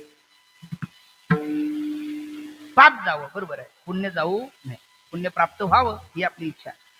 पण खरं खरं जर पाहिलं तर पापही जावं आणि पुण्यही जावं. काय ते नाही पुण्याची मोजणी, नाही पापाची टोचणी, चाले जैसे गंगोघाचे पाणी. किंवा तुका म्हणे आम्ही झालो अग्निरूप, लागो निदू पाप पुण्यांगा. बरोबर आहे ना? काही पापात्मक पाप असलं तर नरकाला नेतं, पुण्यात्मक पाप असलं तर ते स्वर्गाला नेतं. बातेजेने पावी जेते शुद्ध पुण्य. म्हणून पुण्य जावं का पाप जावं, खरं खरं मुक्त होण्याकरता पाप जसं बंधनकारक आहे तसं पुण्यही बंधनकारक आहे. चोरामध्ये दोन प्रकार असतात, काही सामान्य चोर असतात, काही व्हीआयपी चोर असतात. मग सामान्य चोराला पोलीस बेडी घालतात ती लोखंडाची आणि व्हीआयपी चोराला बेडी घालतात सोन्याची. कोणती बेडी गतीचा रोध करते, सोन्याची का लोखंडाची? का हो, आपण त्या क्षेत्रात आज बेडी घालणार आहे, सोन्याची का लोखंडाची? बोला ना. सोन्याची बेडी गतीचा रोध करेल का लोखंडाची बेडी गतीचा रोध करेल का दोन्ही गतीचा रोध करेल? दोन्ही. आमचे डॉक्टर बाबा म्हणतात सुवर्णाची अथवा लोखंडाची बेडी ती बेडीची साची. अहो सोन्याची बेडी काय लोखंडाची बेडी काय, ती गतीचा रोध करणारच आहे ना. तसं मी देह ही लोखंडाची बेडी आहे आणि मी ब्रह्म ही सोन्याची बेडी आहे. काय आहे, पहिली बेडी तोडण्याकरता दुसरी बेडी स्वीकारावी लागते, पण ती पकडून ठेवली तर ती बंधन करते. विठ्ठल विठ्ठल टाई टाई हा हा. त्याच्याकरता निवृत्ती बाबा वक्ते ते गोष्ट सांगायची. अहम देहोस्मी अहम ब्रह्मास्मी. अहम देहोस्मी लोखंडाची बेडी आहे आणि अहम ब्रह्मास्मी सुवर्णाची बेडी आहे. एक मुलगा आहे, त्याला चतुर्भुज होण्याची इच्छा आहे, पण काही केल्या योग जुळून येत नाही, कारण त्याला सामान्य जवळची करायची नव्हती, त्याला बंगालची करायची. का आवडायची मला तरी काय माहिती, पण आवडायची. बाबाच ऐकलेलं मी सांगतो. ते बंगालची मुलगी केल्याच्या नंतर येतानीच ती बंगाली विद्या शिकली. घरी आल्याच्या नंतर तिने लाईव्ह सिनेमा याला दाखवला की असं ते काहीतरी तिने हातात घेतलं, थोडीशी आपली राग घेतली, शो करायची. ते समोर चाललेलं गाढव त्याचा उंट झाला, उंटाचं पुन्हा हत्ती झाला, हत्तीचं पुन्हा शेळी झाली, शेळीचं पुन्हा आणखी ते विंचू झाला, विंचूचं सर्प झाला. काय ते काही बनवायचे. तो थरथर कापायला लागला. तो म्हटलं अवघडच आहे, आपल्या पदरी असं ग्राह्य पडलं. तिने सांगितलं भारतीय संस्कृती पुरुष प्रधान का स्त्री प्रधान? हा म्हटलं पुरुष प्रधान. पण तिने सांगितलं आपल्या घरात, हा म्हटलं स्त्री प्रधान. तो म्हटलं जयदेव जयदेव जय माझी बायको, तुम्ही सांगाल तेच आम्ही ऐकू, पण बायको आमचं ऐकू, आम्हाला तसे करू नको. घाबरला, असं काही करू नको. पण तिने ते सगळं प्रयोग करायची. हा घाबरला आणि घाबरल्याच्या नंतर 4 दिवस झाले, 5 दिवस झाले, त्याला वाटायचं रात्री आपण झोपीत असताना हिने आपल्याला काहीतरी करून टाकलं. 2 पायाचा 4 पायाचा केल्याच्या नंतर करायचं कसं? त्याचा मित्र भेटला, तो म्हटलं काय झालं? तो म्हटलं काहीच नाही, लग्न झालं. अरे म्हणले लग्न झाल्याच्या नंतर तब्येत होती, तू तर पाटाचा पितर झाला. तो म्हटलं अवघड आहे, ती बंगाली विद्या शिकलेली आहे. म्हणले तुला याच्यातून सुटायचं? म्हटले हो. म्हणले मग दुसरं करू? तो म्हटलं नको, 2 बायका फजिती आहे. वहिनी एवढी काशी केली, दुसरी काय करेल? तो म्हटला नाही, पुरुषाचे भाग्यम स्त्रियेचे चारित्र्यम देऊन जाना ती कुटुंब मानावा. तिच्या बंधनातून मुक्त करायचं असेल तर तुला दुसरी बाईच लागेल. मग ठीक आहे म्हणले करू.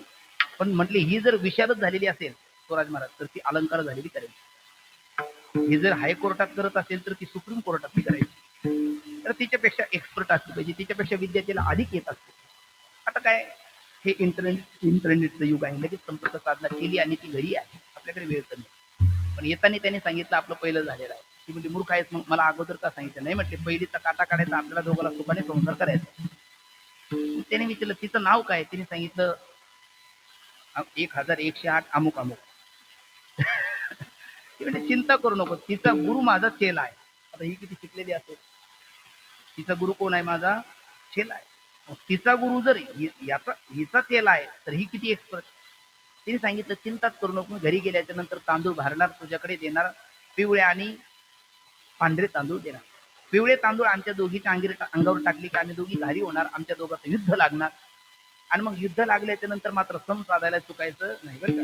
तुमचं दोघांचं झालं नसलं तरी सम साधायला चुकायचं नाही. वाचता नाही. विठ्ठला विठ्ठला विठ्ठला विठ्ठला. बरोबर सम आली पाहिजे. सम आल्याच्या नंतर ते म्हटले काय करायचं, म्हणजे काहीच नाही. ते आमच्याकडे मराठवाड्यामध्ये धान्य कुटाचं एक लाकडी अवजार असतं. ते पुरून जरा जाड असतं, मागून जरा मिळत असतं, त्याला मोगरी म्हणतात. इकडे आहे का?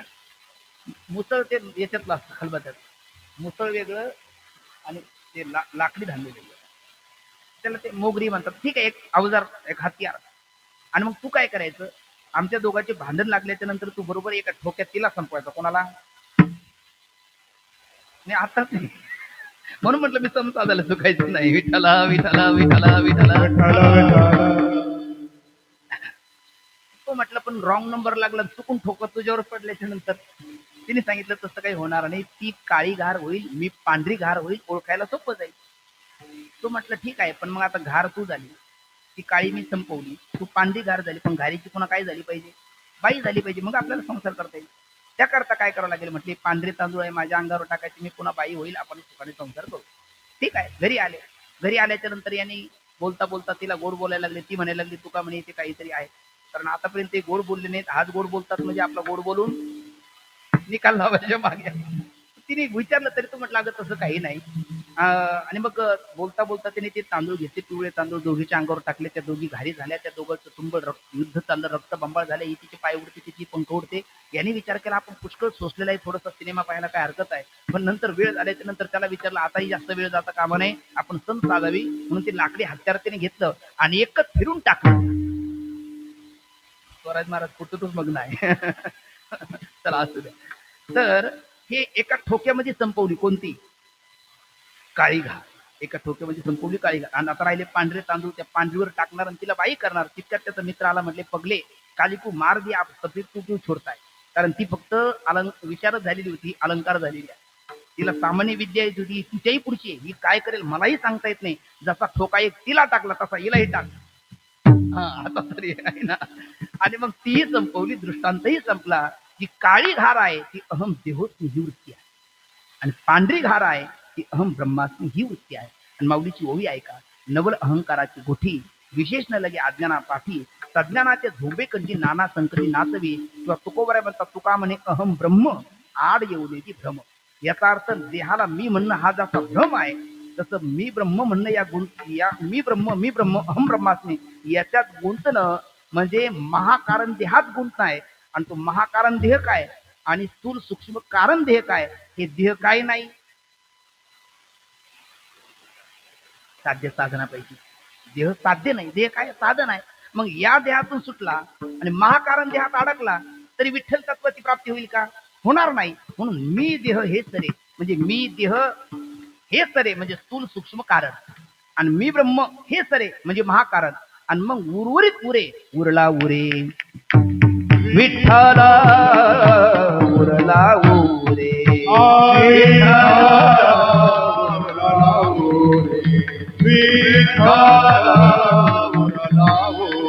देहा नव्हे मी हे करे, देहा नव्हे मी हे करे, देहा नव्हे मी हे करे, देहा नव्हे मी हे करे. उरला उरे विठ्ठला उरला उरे विठ्ठला उरला उरे विठ्ठला.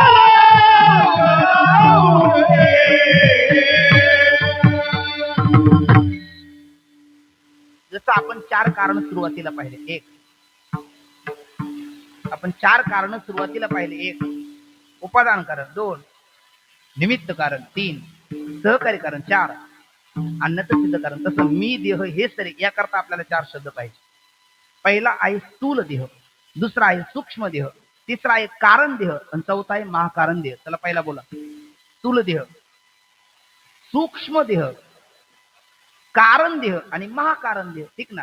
आता याच्यामध्ये आपण जर स्वतःला मी जन्मणारा मरणारा आहे असं म्हणत असेल तर पहिल्या देहाला मी म्हणतो कोणता? स्थूल देह. आपण जर स्वतःला सुखी दुःखी म्हणत असेल तर दुसऱ्या देहाला मी म्हणतो कोणता? सूक्ष्म देह. आपण स्वतःला अज्ञानी म्हणत असेल तर तिसऱ्या देहाला मी म्हणतो कारण देह. आणि आपण स्वतःला ज्ञानी म्हणत असेल, ब्रह्मज्ञानी म्हणत असेल तर चौथ्या देहाला मी म्हणतो महाकारण देह. आणि हे चारही देह आपण नव्हे, चारही देह आपण नव्हे. देह मी नव्हे तरे. पहिली अवस्था जागृती, दुसरी आहे स्वप्न, तिसरी आहे सुषुप्ती आणि चौथी आहे स्वरूप जागृती. पहिली जागृती, स्वप्न, सुषुप्ती आणि स्वरूप जागृती. तर जी जागृती आहे त्यात स्थूल देह आहे. जागृतीमध्ये स्थूल देह आहे, तो जन्मणारा मरणार आहे. आणि जागृती अवस्था स्थूल देह, त्याचा अभिमान विश्व आहे. दुसरं अवस्था स्वप्न आहे, दुसरा देह सूक्ष्म आहे, तो सुखी दुःखी आहे आणि त्याला मी म्हणणारा तो तैजस आहे. तिसरी सुषुप्ती अवस्था कारण देह आहे आणि सुषुप्ती अवस्था कारण देह, मी अज्ञानी म्हणणारा तर तो त्याचा अभिमानी प्राज्ञ आहे. आणि महाकारण देह, मी ज्ञानी म्हणणारा, अहम ब्रह्मास्मी या ज्ञानाचा गर्व धरणारा तर तो महाकारण देहाची तादात्म्य करणार आहे. आणि चारही देह साधन आहे, काही नाही साध्य नाही. म्हणून देह नव्हे मी हे तरे. मग उरला उरे विठ्ठल. पण उर्वरित तर ब्रह्म राहत असं वेदांत सांगतो. आणि तू कोबरा विठ्ठल सांगतात. हे कसं? विठ्ठल विठ्ठल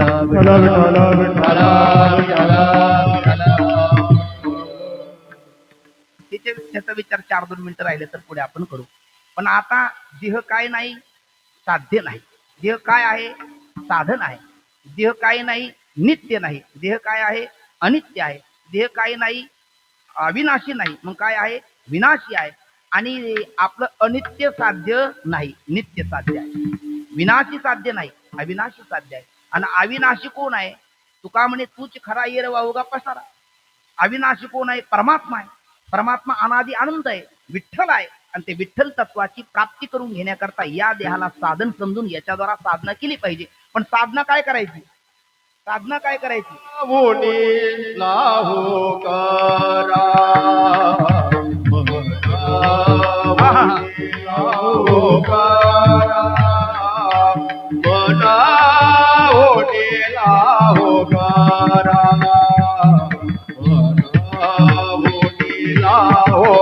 हरी हरी हरी हरी मना ओढे लाहो करा मन ओढे लाहो करा मन ओढे लाहो करा मन ओढे लाहो करा काळ तारा चिंतनेरा काळ तारा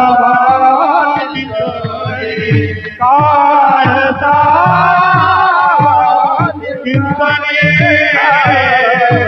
काळ तारा मना ओढे लाहो करा मना ओढे लाहो करा मना ओढे लाहो करा मना ओढे लाहो करा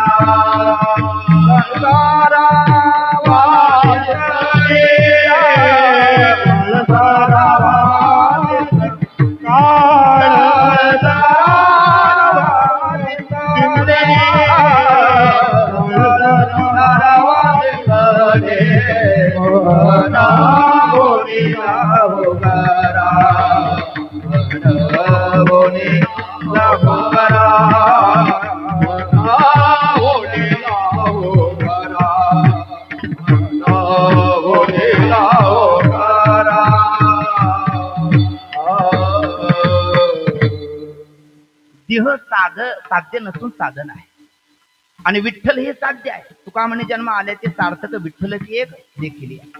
ते विठ्ठल तत्वरूपी साध्य विठ्ठल तत्व प्राप्त करण्याकरता साधन रूप देहाचा वापर केला पाहिजे. पण मग देहाने साधना करायची म्हणजे नेमकं काय करायचं? तर लाहो करा, त्वरा करा, घाई करा. अति घाई संकटात नाही. आणि तुका म्हणे येथे नचले तातडी अनुभवे गोडी येईल कळो. किंवा तुका म्हणे येथे नचले तातडी प्राप्त काळ घडी आल्याविन. असं तुकोबरायच म्हणतात आणि इथे लाहो करायला असं सांगतात. करा वा वा. पण तुकोबरायचं एक वचन आहे, करावी तातडी परमार्थी. विठ्ठल विठ्ठल विठ्ठल. याचं उत्तर आपले माझे सद्गुरू डॉक्टर बाबा सांगत असतात, परमार्थाला लागण्याची घाई करायची. एकदा परमार्थाला लागल्याच्या नंतर फलप्राप्तीची घाई करायची नाही. मग हळूहळू ढाळे ढाळे केवू तिने एके वेळा त्या मार्गाचे बळी निश्चित ठाकी. मग मग घाई नाही करायची, पण परमार्थाला लागायची घाई करायची का? कारण क्षणभंगुर नाही भरवसा, क्षणभंगुर नाही भरवसा, क्षणभंगुर नाही भरवसा, क्षणभंगुर नाही भरवसा. वारे सावध थोडा माया आशा, वारे सावध थोडा माया आशा, वारे सावध थोडा माया आशा, वारे सावध थोडा माया आशा. काही नसले मग गळा पडेल भासा, काही नसले मग गळा पडेल भासा, काही नसले मग गळा पडेल भासा, काही नसले मग गळा पडेल भासा. पुढे हुशार थोर आहे ओळखागा, पुढे हुशार थोर आहे ओळखागा, ओळखागा.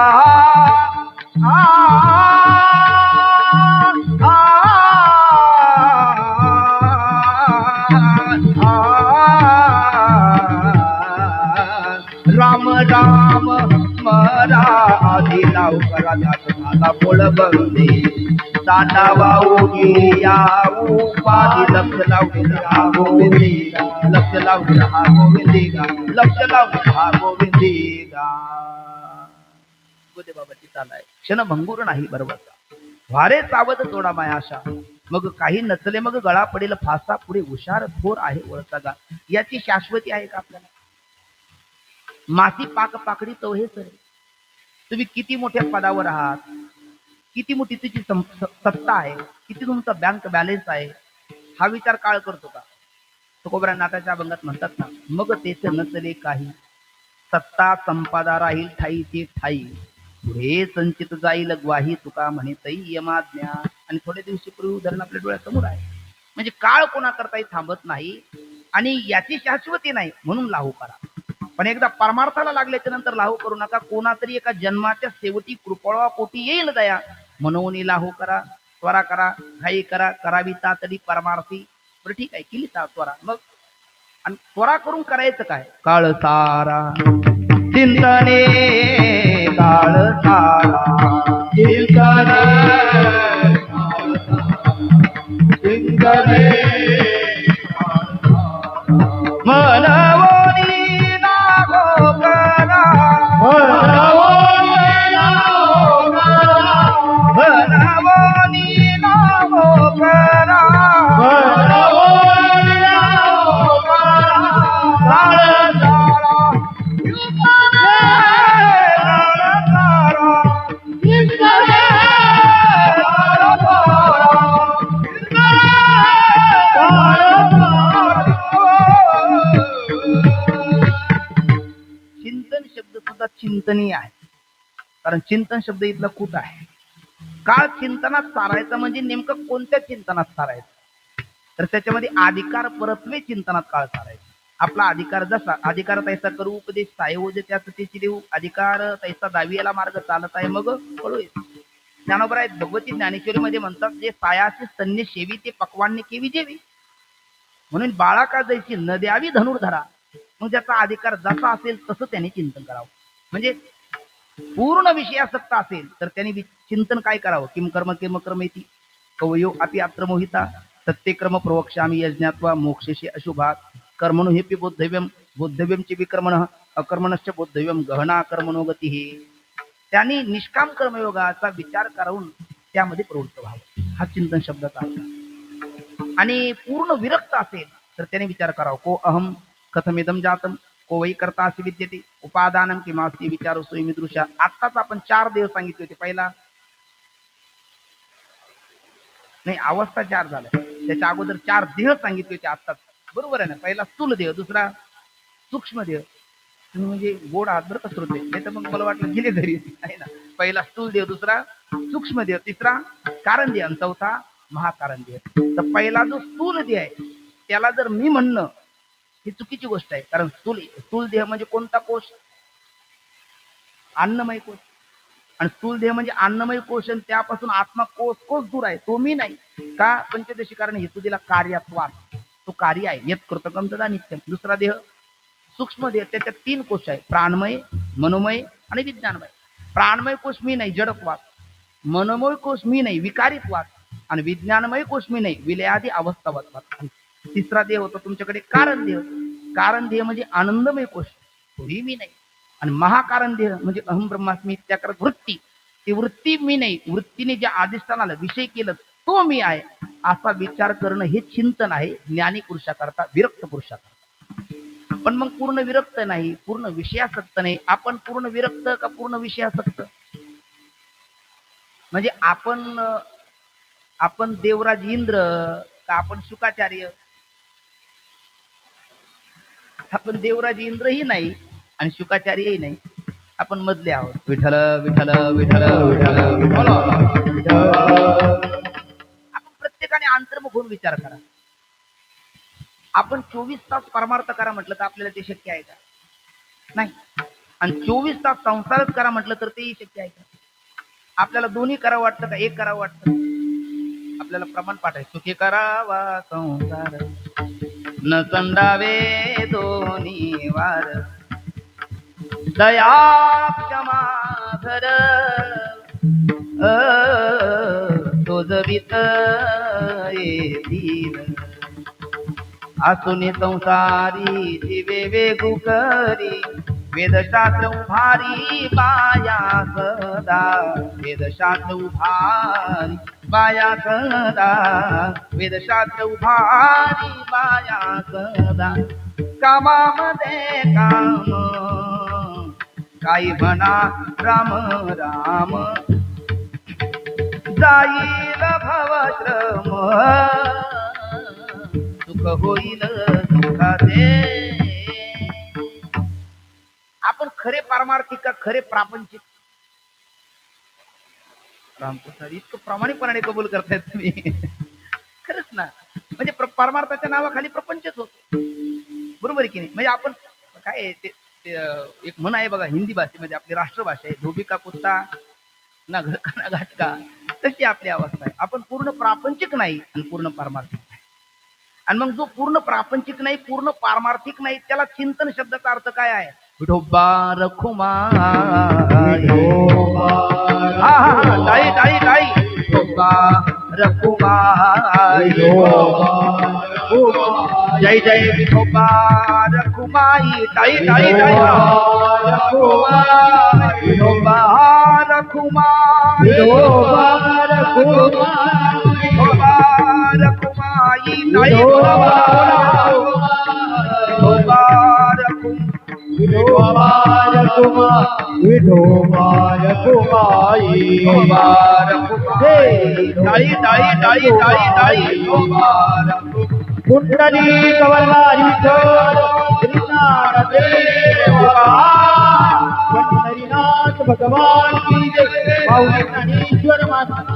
विठोबा रखुमाई, विठोबा रखुमाई, विठोबा रखुमाई, विठोबा रखुमाई, विठोबा रखुमाई. कुंडली कवरवारी हरिनाथ माऊली नारे जगद्गुरु तुकाराम, सद्गुरु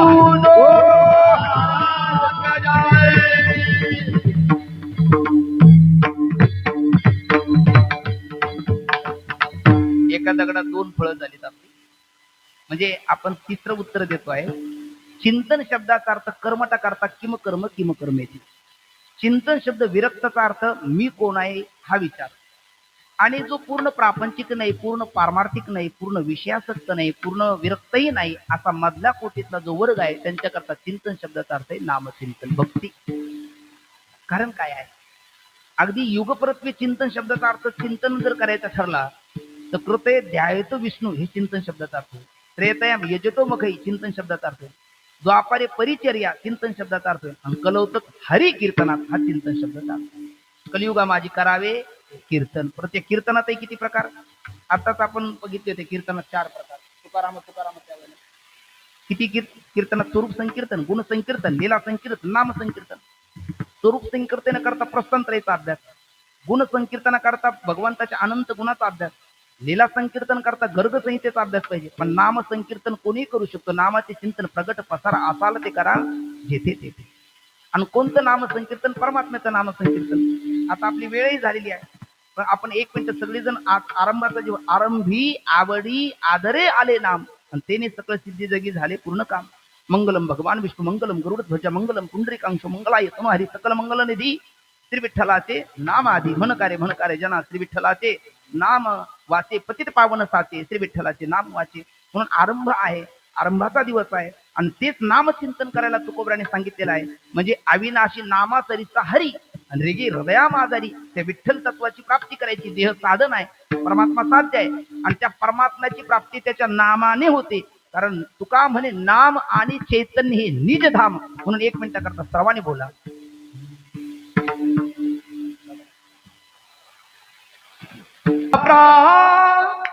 प्रभुरा मुखी नाम बोला जय श्री राम. माझा प्रभुरा मुखी नाम प्रभुरा.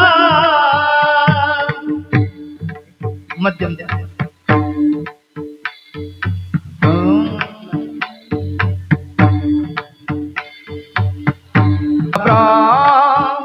प्रभुरा मुखी नाम बोला जय श्री राम. माझा प्रभुरा मुखी नाम बोला जय श्री राम. सीताराम सीताराम सर्वांनी राम सीताराम सीताराम सीताराम. टाळी टाळी. राम सीताराम सीताराम सीताराम सीताराम सीताराम सीताराम सीताराम सीताराम सीताराम. टाळी टाळी टाळी. सीताराम सीताराम सीताराम सीताराम. राम सीताराम सीताराम सीताराम. माझा प्राण प्रभुरा मुखी नाम बोला जय श्री राम. माझा प्राण. हा टाळी टाळी. जय हो. मुखी नाम बोला जय श्री राम. राम नामात गातो मी रोज गुणगान. राम नामात गातो मी रोज गुणगान. राम नामात गातो मी रोज गुणगान. राम नामात गातो मी रोज गुणगान. माझा प्राण प्रभुरा मुखी नाम बोला जय श्री राम. माझा प्राण प्रभुरा मुखी नाम बोला जय श्री राम. सीताराम सीताराम. हा टाळी टाळी. सीताराम सीताराम सीताराम सीताराम सीताराम सीताराम. टाळी. हा सीताराम सीताराम सीताराम सीताराम. सीताराम सीताराम सीताराम सीताराम सीताराम सीताराम सीताराम सीताराम. सीताराम सीताराम सीताराम सीताराम सीताराम सीताराम सीताराम सीताराम. जय हो जय हो. सीताराम सीताराम सीताराम सीताराम. सीताराम सीताराम सीताराम सीताराम सीताराम सीताराम सीताराम. सीताराम सीताराम सीताराम बोला बोला. सीताराम सीताराम सीताराम सीताराम. सीताराम सीताराम सीताराम जय हो. प्राण प्रभुरा मुखी नाम बोला जय श्री राम. हरी हरी हरी बोला जय श्री राम. हे राम नामाचा दंग ही दुनिया सारी. राम नामाचा दंग ही दुनिया सारी. आनंदाने करू अयोध्येची वारी. आनंदाने करू अयोध्येची वारी. राम नामाचा दंग ही दुनिया सारी. आनंदाने करू अयोध्येची वारी. तुझ्यासाठी मी केलं प्रभू जीवाचं. माझा प्राण प्रभुरा मुखी नाम बोला जय श्री राम. माझा प्राण प्रभुरा. टाळी टाळी. मुखी नाम